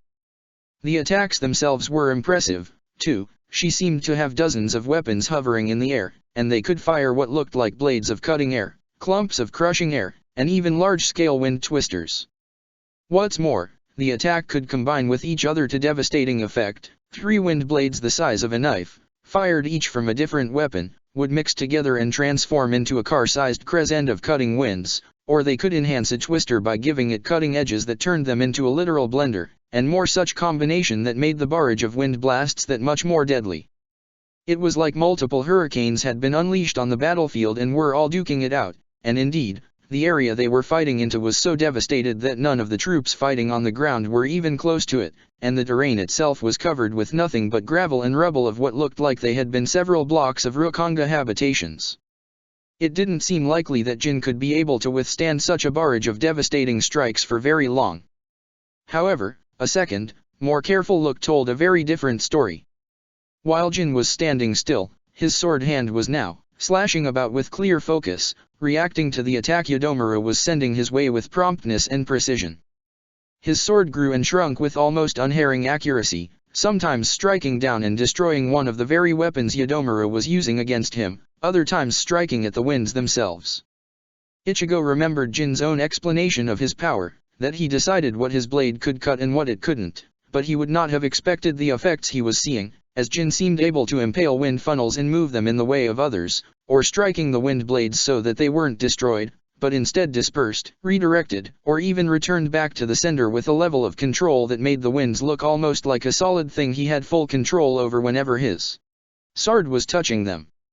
He even used the attacks sent against him to intercept other ones, often by spearing one with his sword, dragging it along with a swing, and then letting it go in a different direction by shrinking it, often done with such quickness it was hard to track.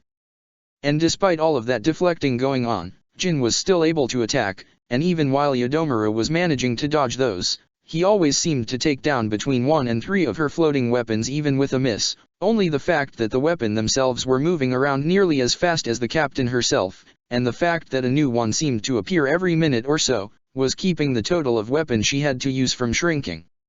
Additionally, those few moments where Yodomaru was standing still enough for Ichigo to actually get a good look at her, something that generally only seemed to happen when she was unleashing a more complex attack than simple wind strikes, he could see she looked frazzled, and somewhat tired and scruffy, with some wounds that were clearly only partially healed due to her being unable to draw on her Zanpakuto to recover without sacrificing her offensive potential.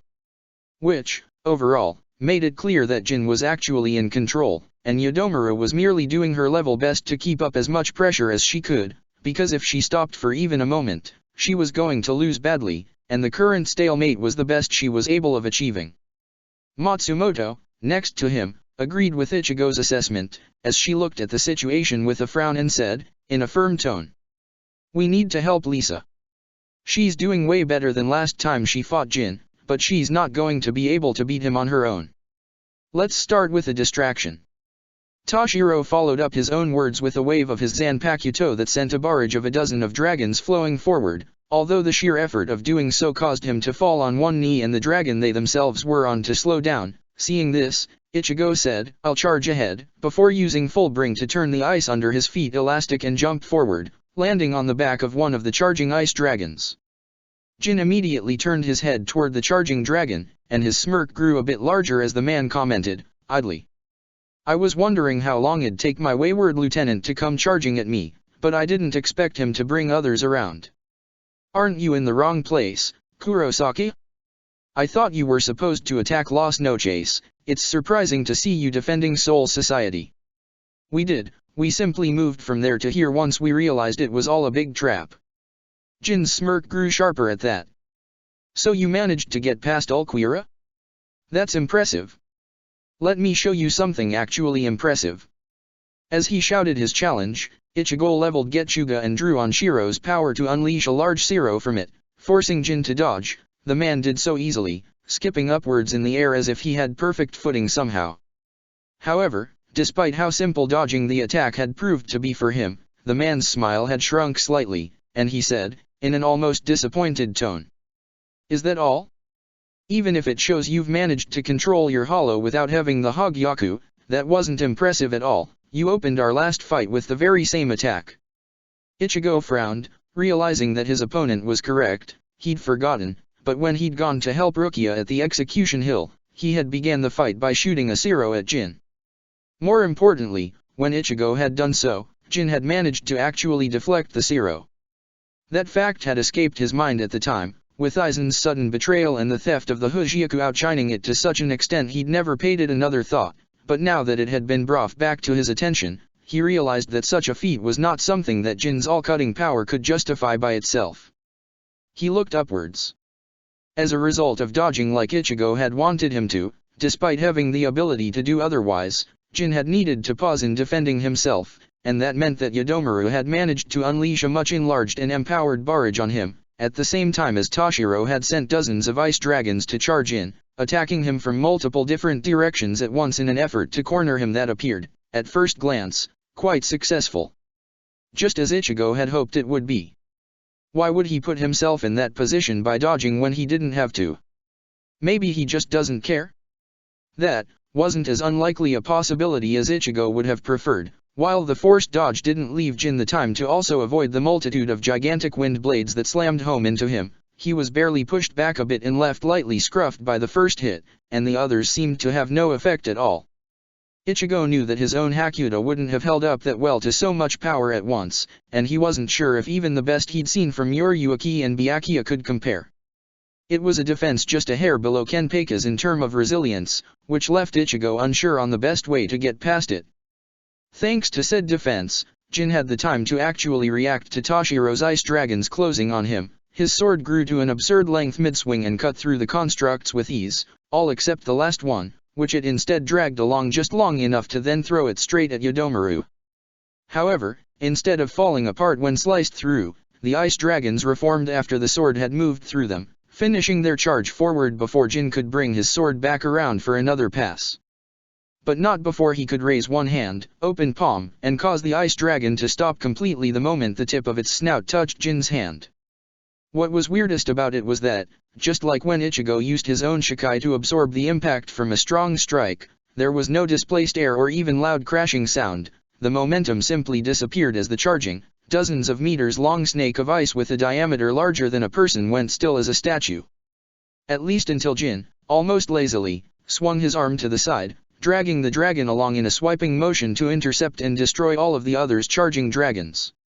Once again, the constructs tried to rebuild themselves, but Jin let go of the dragon he'd used as a bludgeon and swung his sword in the midst of the shattered chunks of ice, sending them dispersing in all direction with enough speed that Ichigo, like the rest of the attacking force, had to dodge out of the way of the ice missile.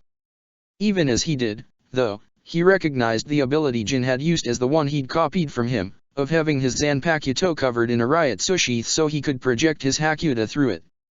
Though the way the man seemed to have integrated so seamlessly into his swordsmanship was, Ichigo had to admit, somewhat humbling, he still had trouble using it for more than the few occasional tricks, after all, and he had been working on the ability for longer, if only by a couple of weeks.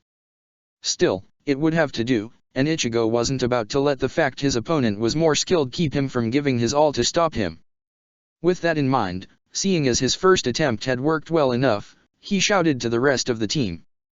"I'll keep creating openings, you try to take advantage of them." Still with his eyes reduced to slits so thin they were impossible to see, Jin raised an eyebrow and countered, amused. "Will you now, Kurosaki? What make you think I'll let you do so? Just try and stop me then." After all, that would work just as well in creating openings for the rest of the team. Still, Ichigo wasn't about to just let himself become target practice, so even as he spoke, he thrust his black sword forward, several Getsuga Tensho spears erupting from it. Jin didn't even bother to dodge, swinging his sword to intercept them so his defense wouldn't waver, just as Ichigo had expected. Which was why he'd had Shiro use his power to charge a specific emotion in the Ryutsu he'd fueled the Getsuga with, excitement. After all, Rangiku had said Jin would overestimate his opponents, and after Ichigo had put him in the right position to be struck with the last forced dodge, especially after Ichigo taunted that he'd do so again, it was to be expected that Jin would not take the risk that dodging his attacks again might be playing into his hands. However, while his attack was successful, the plan itself wasn't. Ichigo had expected that, even if his sword could cut through the Getsuga Tensho, which it did, the electrical discharge that contact with it would cause would affect Jin. Instead, even as electricity sparked all over Jin's body, almost making it look like his body itself was flickering with current, the Shinigami didn't even twitch, his smile remaining firm, as if he was completely unaffected. Just, Ichigo remembered, like when he'd been left unscathed by Momo's fireballs in their last fight, in a way that suggested immunity to fire instead of merely good defenses. Something about it all itched in Ichigo's mind, telling him there was some detail he was failing to account for, but he wasn't sure what. And Jin didn't seem interested in giving him the time to figure it out as, due to the shock Getsuga having failed to impede him in the slightly, he immediately went to counter-attack, although not in a manner Ichigo would have expected. With Toshiro and Rangiku to one side, Yodomaru on another, and Ichigo on a third, Jin was surrounded enough that even as quickly as he could swing his sword, he would not be able to strike at them all at once before somebody could dodge. His solution to this was to start spinning his sword between his fingers like a gun, to Ichigo's confusion, the movement made possible only by the fact that the blade was shrunk down to the size of a kitchen knife, only, when the spinning put the tip of the sword aimed in the direction of Yodomaru, the sword extended instantaneously, going through Jin's body to strike at the female captain, his ability to determine what the sword would damage allowing him to leave himself unarmed even as the strike destroyed the copy of her Zanpakuto that Yodomaru had been hanging off of, the woman just barely managing to dodge by teleporting to a different one. The blade shrunk back as fast as it had extended and kept spinning in Jin's hand as it did, the tip aimed to Toshiro next, extending and shattering his ice dragon from underneath him, before it once again shrunk while continuing to spin, pointing at Ichigo and then extending before he had the time to react. Zanjutsu reacted in his stead, drawing Ryutsu from him of his own initiative to grow in size, large enough to shield Ichigo before using his Shikai's power to release some of the kinetic energy he'd absorbed in the fight with Nell to push Jin's Zanpakuto away before it could employ any of his various tricks.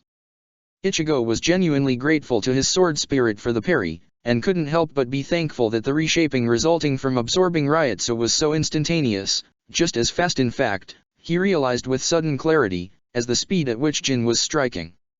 Ichigo considered his sudden suspicion, and how it could explain Jin's skill with the Ryutsu sheath as well as how he was capable of doing impossible stuff like walking on air in the spiritual realm, stopping a giant ice dragon with less visible effort than Kenpaku would have needed to use, or be immune to other types of elemental attacks. The more he thought about it, the more likely it seemed that he'd figured out what was going on, but, if he wanted to be certain, which he had to be before he tried to use the discovery against Jin, he needed to test his idea. Rukia would certainly have insisted he do so, at least. Meanwhile, Ichigo managing to deflect Jin's strike was enough of an opening for Toshiro to charge forward as well as unleash 4 more ice dragons. It was not enough to keep the former captain from lazily slashing with his elongated blade and slamming the closest dragon into the rest, shattering them all and then using repulsive Hakuta on his riot Sushite to disperse the pieces. However, it was enough for Rangiku to have hidden herself inside one of the dragons, which spat her out at high speed a moment before being crushed, so that she was perfectly positioned to swing down her Zanpakuto, the blade dissolving into a cloud of ashes that invested Jin straight up, leaving him no chance to dodge or parry. The ash solidified into chains wrapped all around his body, but Ichigo noticed that, while the superheated material was causing the air around Jin to sizzle and be somewhat hazy, the Shinigami's own skin and clothes weren't been harmed at all. Which was just more evidence of Ichigo's guess. Matsumoto, however, was so emotionally involved that she didn't notice that detail, instead shouting at Jin, in an angry tone tinged by some slight desperation. "Jin, I don't know what you're trying to get out of this, but you have to stop. There has to be a better way to achieve whatever goal you're after." The silver-haired man's smile turned sad, something Ichigo had never seen from him before, and the sadness was reflected in his tone as he answered, "I'm sorry, Rangiku, but this really is the only way," which was enough for Yodomaru, who'd teleported high above him, to say in a cold tone. "Then we'll just take you out and sort things later." That was followed by her swinging down her weapon, matched by the same swing from dozens of others, creating what could only be described as a house-sized meteor of compressed air, darting straight at Jin. However, he simply flexed to scatter the ashes surrounding him, to Rangiku's Serpsi, before using Shunpo to charge at her, dragging her along as he moved out of the impact area of the wind meteor, before throwing her like a ragdoll straight at Toshiro, forcing the small captain to interrupt the attack he'd been preparing. Jin then followed that up by thrusting his sword forward in an instantaneous growth that would have pierced straight through Toshiro, had Ichigo not expanded Zanjutsu's size in the same moment, a grin on his face as the sound of clashing metal confirmed he'd intercepted Jin's attack. With his eyes still narrowed into slits, Jin turned to look at Ichigo even as, behind his back, he swung his sword at Yodomaru, extending it as he did. Ichigo didn't hesitate 1 second to match the movement, shrinking and expanding Zanjutsu once more, deflecting Jin's attack again. This time, Jin had clearly expected it, and so he was ready to dodge Yodomaru's follow-up wind blade, which he did by using Shunpo to charge forward as he aimed his sword at Ichigo, expanding and retracting it 5 times in the space of an heartbeat, the same type of barrage with which he had defeated Ichigo the first time they had fought. But Ichigo had grown since then, and surrendering his body to Shiro, he was able to put all of his focus in sharpening his Zanpakuto's edge as much as possible, so that Zanjutsu could just drain the Ryutsu necessary from both Ichigo and his inner hollow to grow and shrink at the same rhythm as Jin's own blade, matching him blow for blow despite the impossible speed each thrust used. A moment of silence echoed across the battlefield, eventually broken by Toshiro asking, in disbelief, How did you do that? When did you get as fast as him?" Ichigo grinned, focused on Jin's face, from which the perennial smile had disappeared, replaced by an expression of absolute neutrality. Then he explained, in a confident tone. "I didn't, or rather, I always was. See, I was simply using the same technique as him, and that speed is just a feature of it, nothing more." Yodomaru, up above them, frowned. "That makes no sense. What, did you have the ability to copy his Shikai, somehow?" Ichigo shook his head. "Nothing of the sort. You see, Jin's making his sword longer the same way I make mine bigger. In fact, I can make it just longer too, increase only the length of the blade instead of all its dimensions, it's just a ton harder. It's an application of making mistake in the training process for making your sword denser." Toshiro looked puzzled at that. "What are you talking about? How sending too much Ryutsu to your Zanpakuto, when you're unable to keep it densely packed together, deforms the blade?" Toshiro and Ichigo both looked up at where Yodomaru was frowning, clearly perplexed despite having just explained what Ichigo had meant to. She went on, still with the same look on her face. "You weaponized that."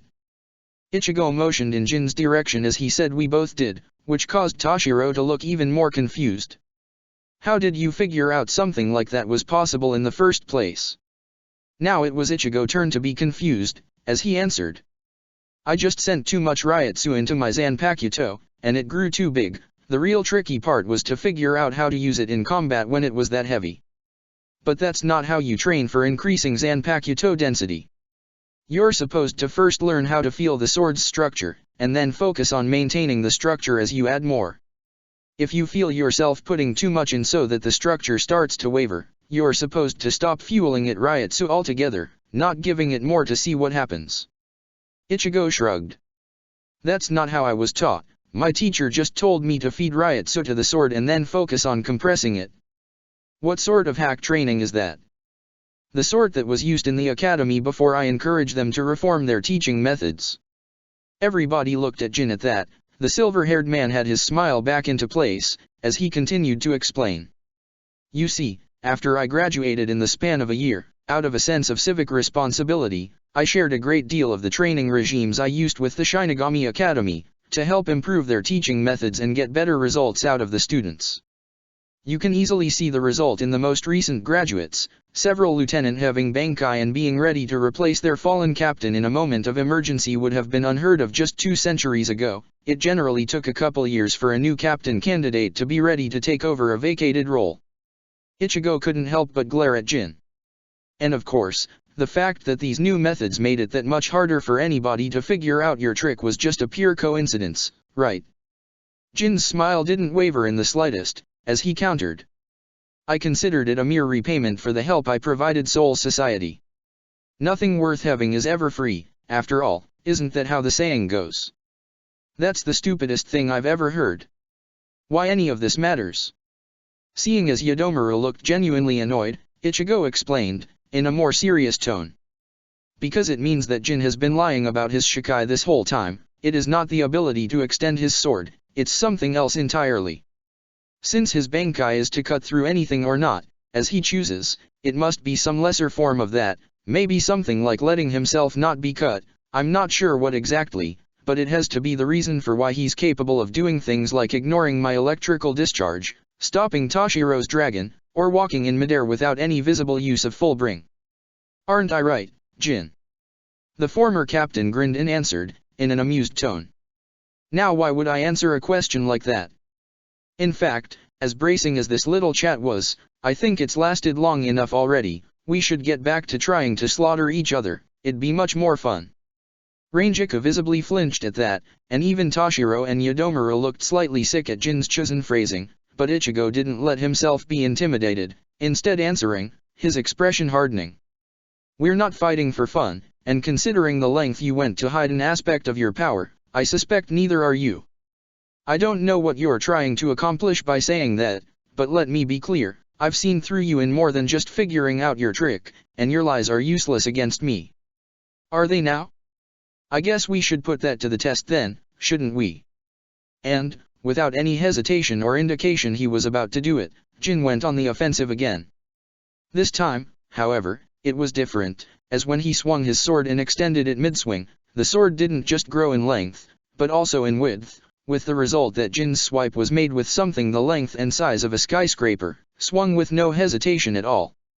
Tashiro attempted to block it with his ice dragons, but the sheer size of the weapon was enough to mow through all of them and send both Tashiro and Ranjika flying as they lost the one they were standing on, before going on to intercept the barrage of wind attacks Yodomaru had sent his way, not simply stopping them but actually sending them back with enough precision to smash straight through the Zanpakuto who had unleashed them, not simply breaking them but actually causing them to explode. Somehow, Ichigo, as the last on the path of the sword's spin, was able to place an enlarged Zanjutsu in the path, absorbing all of the kinetic energy from the impact. He could feel how it was a staggering amount, enough so that, without his Shikai, he would never have been able to stop it.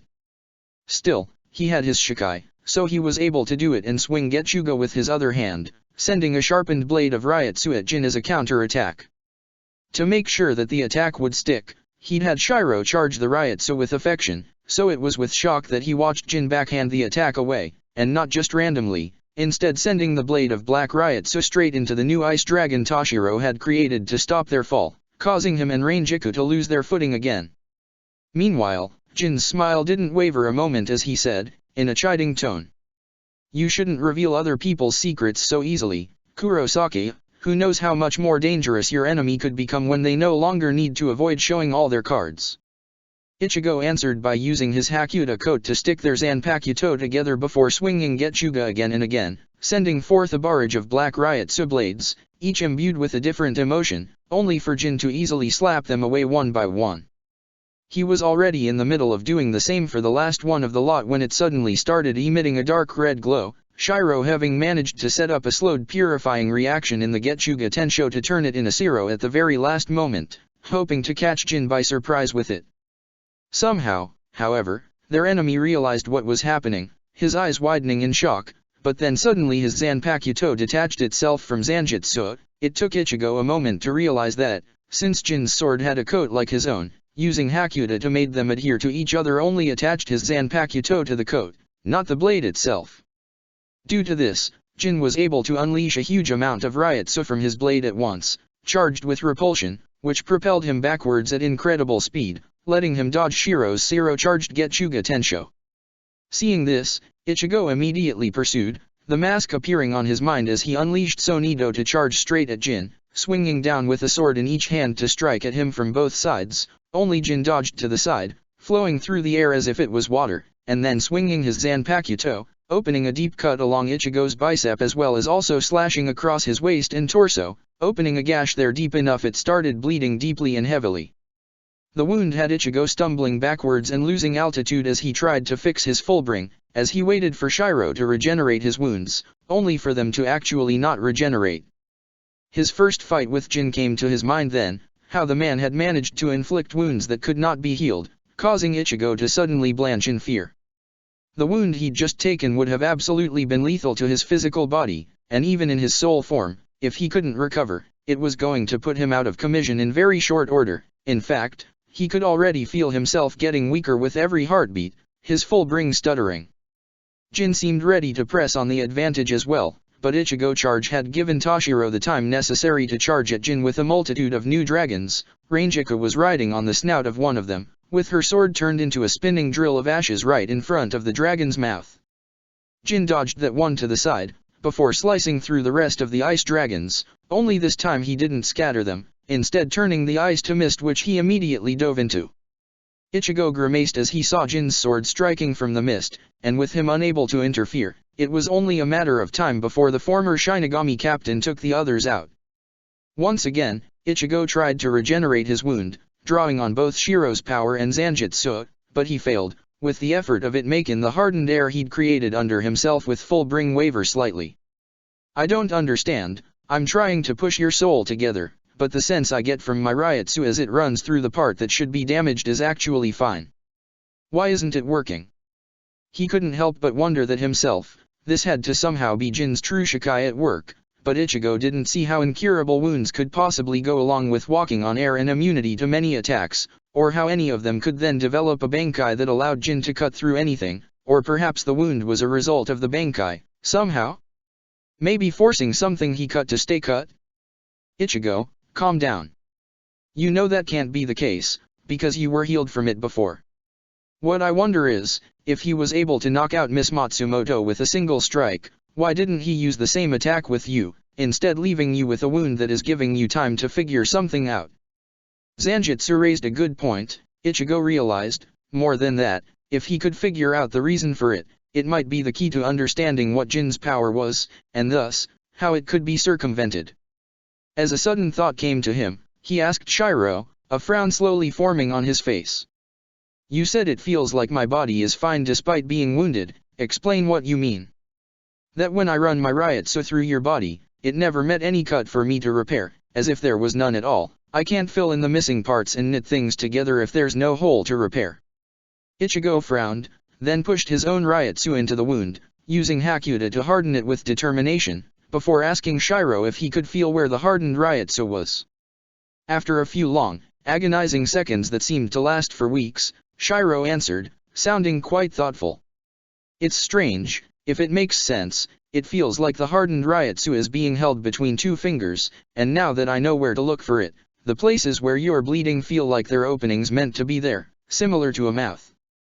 That's why I can't heal it. Your body hasn't been wounded or cut, it has been manipulated and warped to have extra openings. That should make it easier for you to heal then, you just need to cut the outer layer so it's a proper wound again, one that the hollow can affect. Ichigo did so almost automatically, channeling disdain through his Ryotsu and shaping it into scalpels to scrape away at the fakely repaired flesh, but even as he did, he was deep in thought. His eyes went to the sky, just in time to see Toshiro be struck by Jin's sword emerging through the cloud of mist. It was only a glancing blow to his shoulder, barely even a scratch, and yet it was enough to send the white-haired captain collapsing unconscious in Rangiku's arms, despite Tatsuki having told Ichigo how though the boy captain actually was.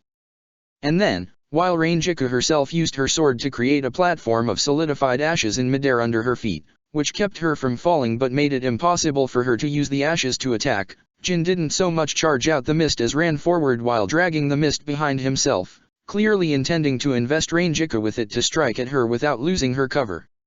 Which gave Ichigo a sudden insight, and he couldn't help the shiver that ran down his spine, because if what he'd just figured out was really how Jin's power worked, then he'd been holding back a lot more than they realized. While Yodomaru couldn't target Jin himself with the mist, she'd clearly not been idle as, suddenly, a copy of her Zanpakuto appeared right next to Rangiku, allowing Yodomaru to grab the blonde and then teleport away to a different one of her weapons a moment before Jin could strike, and then, with a swipe of her hand, she caused a dozen of tornadoes, which each of her weapons had slowly been charging up, to be unleashed toward Jin all at once. The silver-haired Shinigami dispersed the mist with a wave of his hand, looking at the approaching wind funnels with a smile before his sword struck out, extending strike into one, then shrinking while dragging it toward himself as if the wind was solid, only for his body to pass through the outer layer of vorticating winds unhindered, leaving Jin sitting in the peaceful eye of the storm while the twister acted as a shield pillar around him. He only let that happen for a second, however, as the moment he was safely inside, the wind funnel suddenly expanded, growing in size and power as it touched the other funnels and, instead of the clash of forces causing the vortexes to be shredded, the one under Jin's control simply absorbed all of the rest, which result in it increasing in size, power, and speed of rotation. While that confirmed Ichigo's suspicions quite well, he still needed absolute proof if he wanted this to work, so he immediately pointed Getsuga toward the tornado and unleashed a Zero, and, instead of simply punching through, the black riot suffused with the column of vorticating winds, painting it black and making it glow dark red for a moment, before the destructive power of the Zero caused the entire tornado to disappear. And, since Ichigo was looking for it, he could see that the tip of Jin's sword was broken, just like the time he'd intercepted a Zero from Ichigo with his sword, even if he was quick to repair it. So, Ichigo said, loud and clear so that Yodomaru could hear. I have figured it all out, both what was the power that he was hiding, and why. So.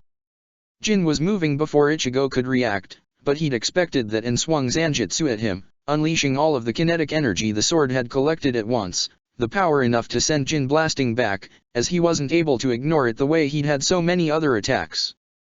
And Ichigo explained, letting his confidence radiate through his Ryotsu and show in his voice. The power of his Zanpakuto is not to cut through things, and it never was, that's just one of the many applications, because the real power is that any material that he, or his sword, is currently in contact with, he can treat as a part of himself, as well as control and manipulate at will. Yodomaru frowned, then her eyes slowly widened as the magnitude of the revelation dawned on her and she whispered, wait, are you trying to imply that? To which Ichigo nodded and completed for her, yes, the whole time, the fact that his sword was always in its released state was just a misdirection, I showed you already, that extending the blade is something anybody can do.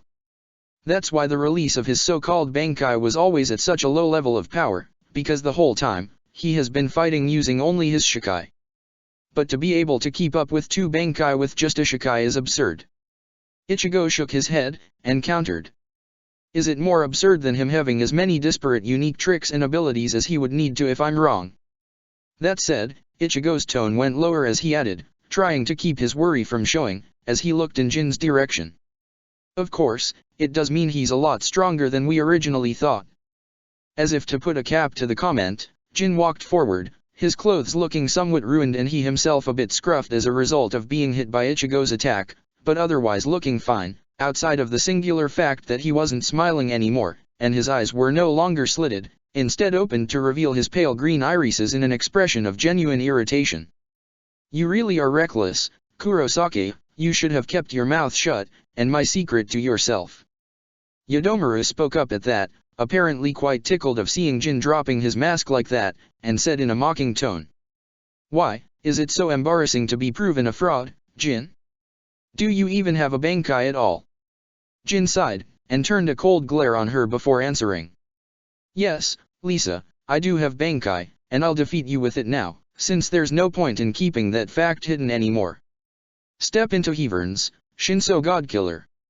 The sudden overwhelming blast of Ryotsu as Jin released his Zanpakuto's ultimate power was far more in line with what Ichigo was used to seeing from other captains he'd faced, compared to how his Shikai had always felt barely stronger than a Shikai. With insight, Ichigo felt silly for missing such a clue.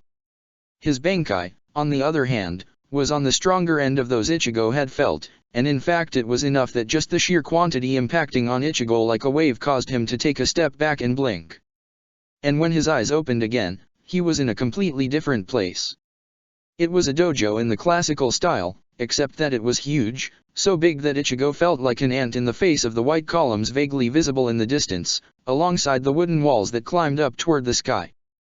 It wasn't so much that change, however, but rather the presence of the familiar two figures of Shiro and Zanjitsu a step behind him, one to his right and the other to his left, to let him know he was in a mindscape, although, considering the lack of rain and skyscrapers, clearly not his own. A look around showed that Yodomaru and Ranjika were just as surprised as Ichigo himself was, while Jin looked at ease, his expression a peaceful one, although he still wasn't smiling and had his eyes well open. Yodomaru was, as she'd been the whole battle, the quicker to react, turning toward Jin and asking with a snarl. What's going on here? My Bankai. As Kurosaki correctly deduced, my Shikai lets me become one with any material I am in contact with, either personally or through my sword. The material turns into an extension of my body that I can manipulate at will, including changing what sort of material it actually is, and when I strike an enemy, their body does as well, allowing me to do things like turn their blood into a narcotic for the brief time necessary to knock them unconscious, or reshaping their flesh so that open wounds become natural openings, or turn to hard material the body can't work around, stopping regeneration. He opened his arms wide. My Bankai expands the medium I can use to create the connection to just my Ryotsu, giving me increased range, but more importantly, it allows me to more deeply become one with those I affect, so that our minds and souls become connected as one, for a moment. And you think that means you'll be able to just crush us? Yes. With a suddenness that left Ichigo blinking, something white and heavy slammed down on Yodomaru, crushing her on the wooden floor and leaving her there, unconscious and barely breathing. Ranjika looked upon her fallen friend in horror and asked, in a shocked tone. What was that? That was Shinso. Jin gestured and, to Ichigo's shock, the titanic pillars at the end of the dojo suddenly moving, revealing themselves to be the four legs of an enormous creature, when it lowered itself to crouch next to Jin, which was a very relative term when the thing's head was the size of a small plane. The figure revealed itself to be a white-furred, nine-tailed kitsune with four glowing green eyes. Ichigo observed the representation of Jin's Zanpakuto, considering some things in his mind, before focusing his attention back on the man himself. Your Zanpakuto is that big because of how much of your power you fed to it, isn't it? And instead of being sprawling and complex, your mind is an enclosed space, devoid of any decoration. How much have you ravaged your own soul that this is how you represent it, Jin? Ranjika turned toward Ichigo and asked, befuddled. That beast, it's his Zanpakuto? Then, those two behind you. Ichigo motioned, as he introduced my Zanpakuto, Zanjitsu, and my inner hollow, Shiro, which caused Ranjika to frown and ask. Then, if you Zanpakuto is with you and Shinso is with Jin, why isn't Hanko around? Probably because you've never visualized her in your mind. Appearances here are just a reflection of perceptions and feelings. If you've only ever thought of your Zanpakuto as a voice in your own head, or worse, a mere item, then your mind won't be able to visualize it. You might need to work on your connection with it a bit, but given you already have Shikai, it shouldn't be too hard. It seems you're an expert of mindscapes, Kurosaki. Ichigo turned toward Jin and answered, with a shrug. I had to learn in order to work with Sode no Shirayuki, Zanjitsu, and Shiro. When it's to help people I care about, I'm good at mastering any lesson I'm given. Would that you had learned not to share secrets not your own, and we wouldn't be here. That caused Rangiku to shout, clearly angry. Jin, what's the meaning of this? Why did you keep this hidden all this time? The silver-haired Shinigami sighed and answered. Because of Aizen. His Shikai and Bankai allow him to both know and manipulate everything his designated target perceived. As long as he didn't know my powers, that would give me a chance to notice his manipulation, if he failed to include details. However, against a man like him, even the slightest mistake could lead to me never knowing if what I was perceiving was reality or just a fantasy world he'd created to imprison me. Minimizing the opportunities was the only way to make sure that, once the time is right, I can finally be able to destroy him. You've been working against Aizen this entire time, by pretending to work for him. Rangiku's words shook him out of his reverie, however, and he said, accusatory. Yeah, I'm not going to believe that. He took an active role in preventing us from saving Rukia. Was that also part of, what, keeping a cover? Yes. Ichigo blinked, and Jin asked. What did Yamamoto tell you about the Throne of Heaven? He said it was the inspiration for the creation of Zanpakuto, and it's basically a storage system that contains all hollows that have ever been purified, and which Soul Society draws power from to power its defenses. Jin shook his head. That's barely half a truth. The only information which is real is that the throne inspired the creation of Zanpakuto. You see, Zanpakuto are actually artificially created by using hollow remains. You can think of the process for creating Zanpakuto as refining the hollow's baseline hunger until the only things of it that remains are a desire for absorbing souls, which is used to both let the Zanpakuto collect their target souls and also to store some the user's Ryutsu and use it to build its own new personality. And, just like Kido is a replication of a specific emotional pattern that grants an hollow its individual power, the ability to create a portal that sends the captured souls into the spiritual realm is the equivalent of a permanent Kido effect anchored to the sword itself, replicating a power found naturally in an hollow. He paused a moment, and Ichigo didn't need him to complete the sentence to know where it was going. So, the Throne of Heaven is in hollow then? Not exactly, but close enough. It is, in truth, an incomplete Minos Grande, one that is caught in an eternal feeding frenzy, constantly on the cusp of becoming one but never quite completing its transformation. And as befit a Minos Grande, its power is not simply to create a gate that draws souls into the spiritual realm, it can also control them, or rather, since as a Minos Grande, even a not fully formed one, the throne itself can't actually make any decision, it is the one who sits the throne and direct the Minos Grande who can control those souls. If properly directed, that power is enough to reach out to each and every soul in existence, in the spiritual and mortal realm alike, and manipulate them all at once. Which makes it capable of completely rewriting reality, by reaching for everything in existence and changing it to fit the controller's whims. Ichigo couldn't help but stare. Aizen wanted to completely rewrite reality.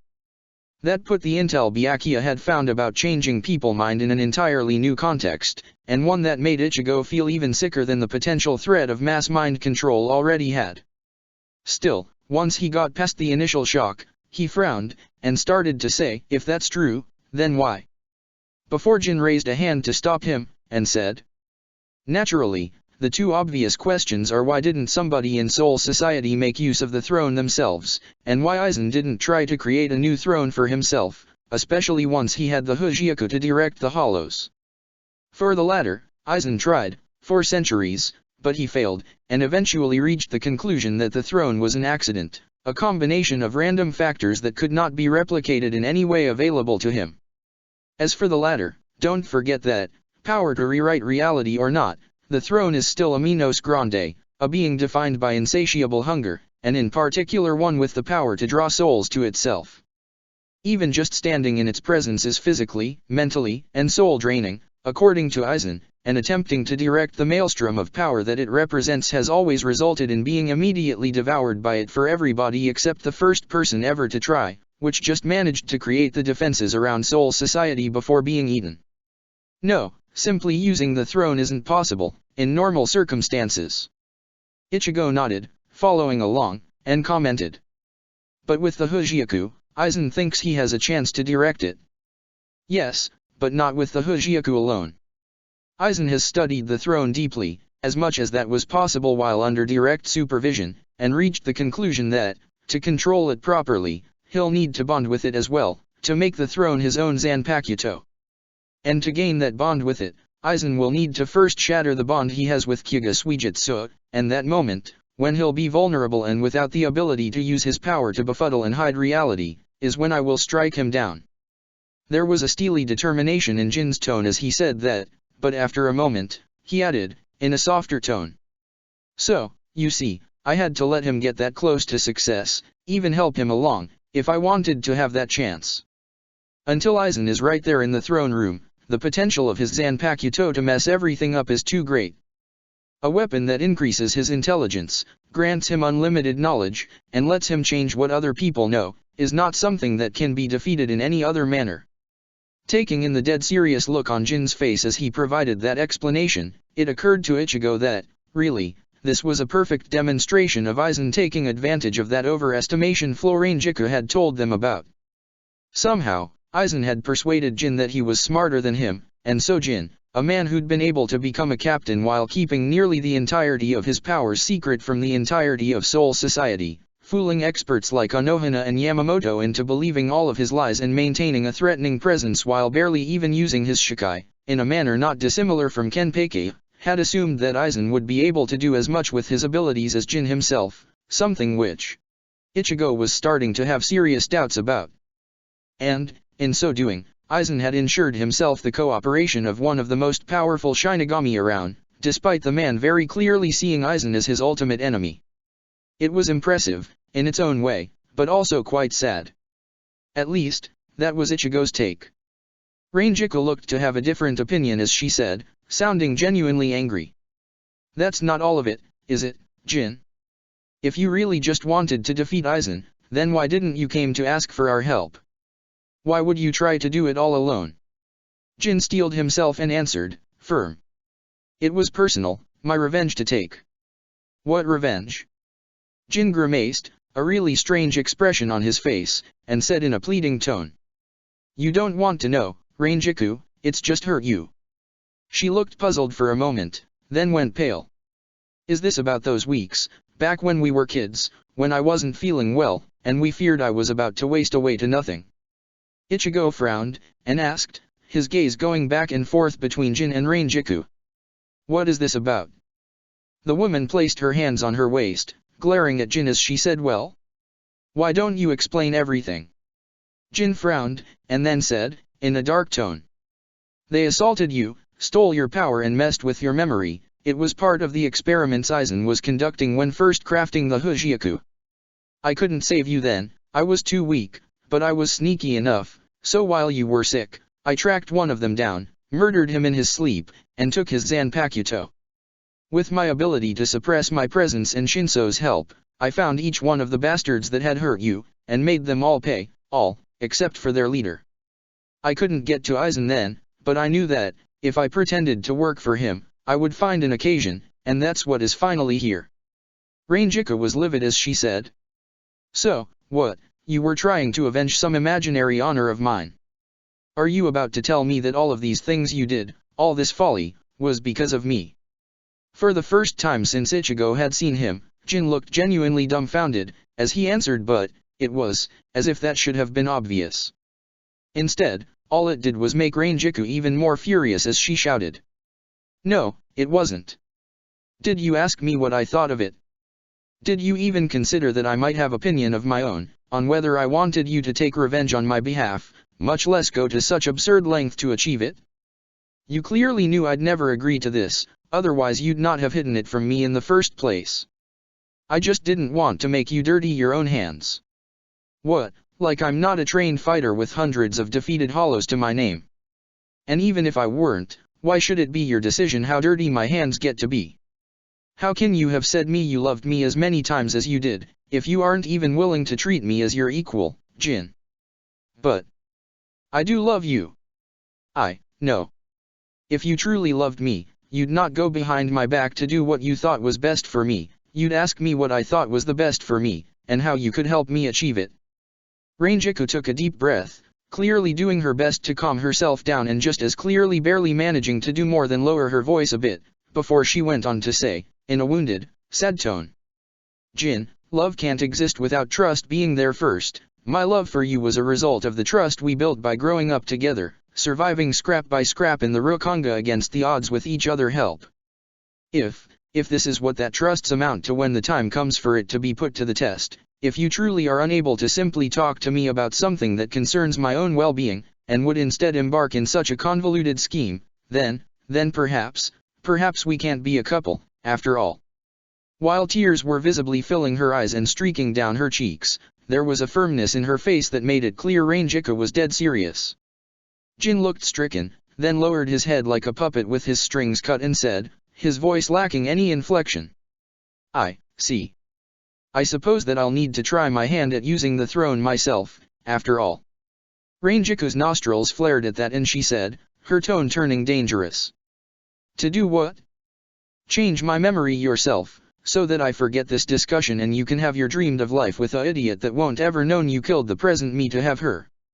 Jin shook his head, slowly, and said in a sad tone. I'd never do that to you, you might think I'm far gone, but I do still love you, Ranjiku.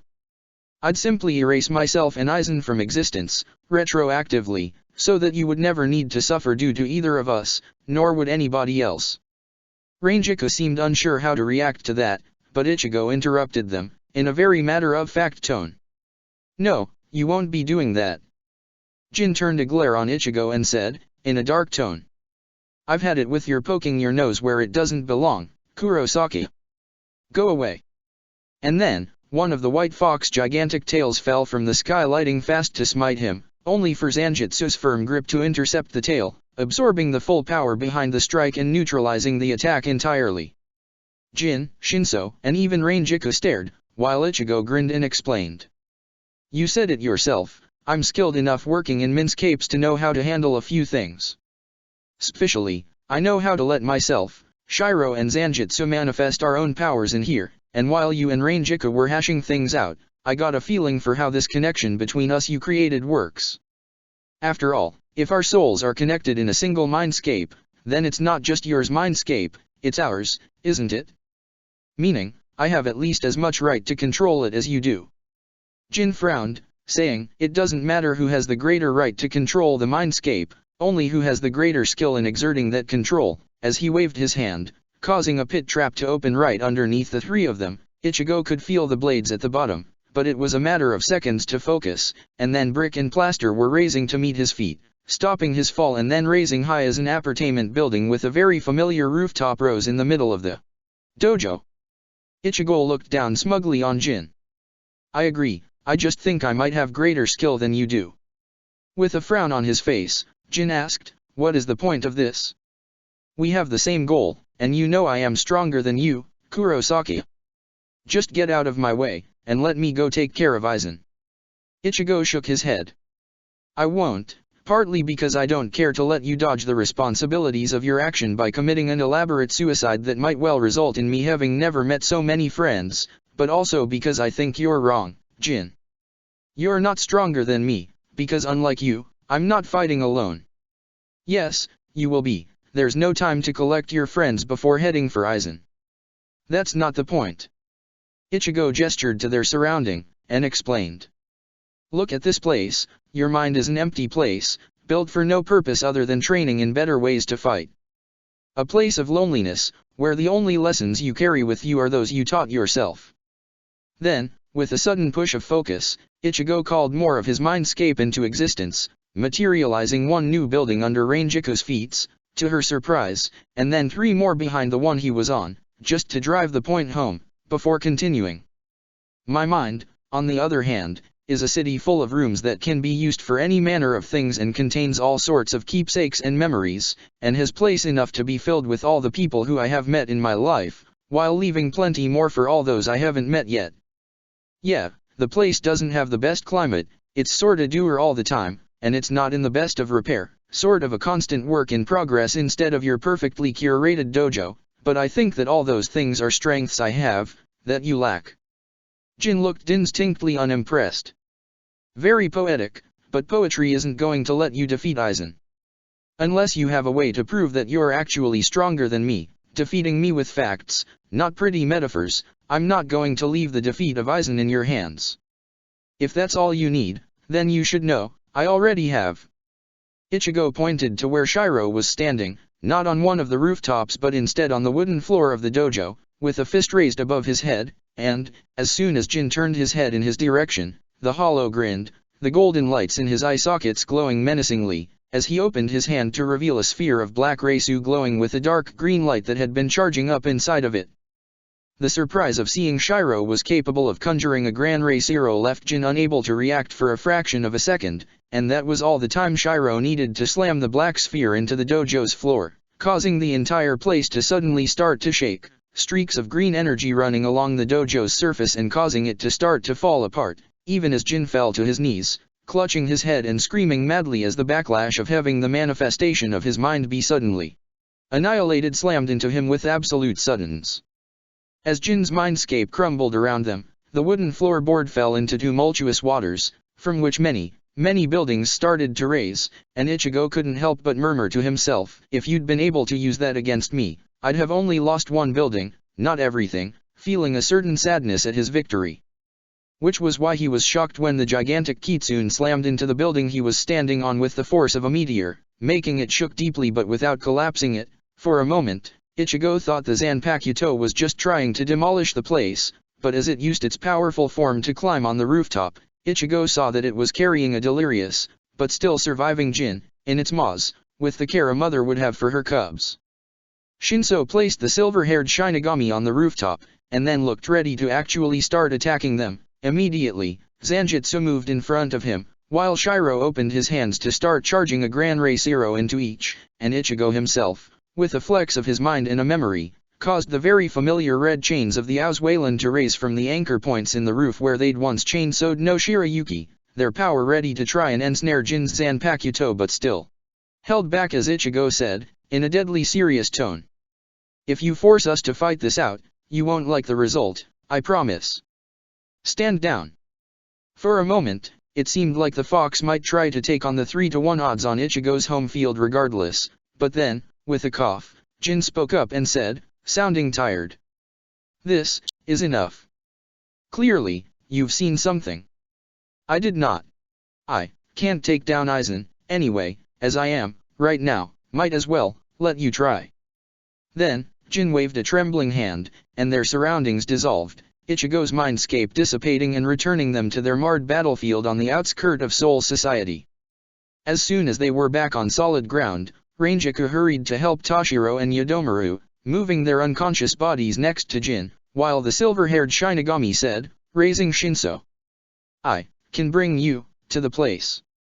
Aizen, is it? Are you ready? Ichigo nodded and, at Jin's invitation, put one finger on the flat of his blade, using Hakuta to stick to it. A moment later, the blade extended to a distance of kilometers that Ichigo knew he would not be able to have Zanjitsu do, until it finally stopped, showing what looked like a battlefield between several Shinigami and what, to Ichigo's eyes, looked like a very powerful water-based Aaron car, likely an Espada. With a sigh, Ichigo let go of Jin's sword, and darted forward, dreading the fact that one last challenge might be in his way before he could finally confront Aizen. He could only hope he would make it in time, getting this close had taken way too long already. Check the description for the links to the author.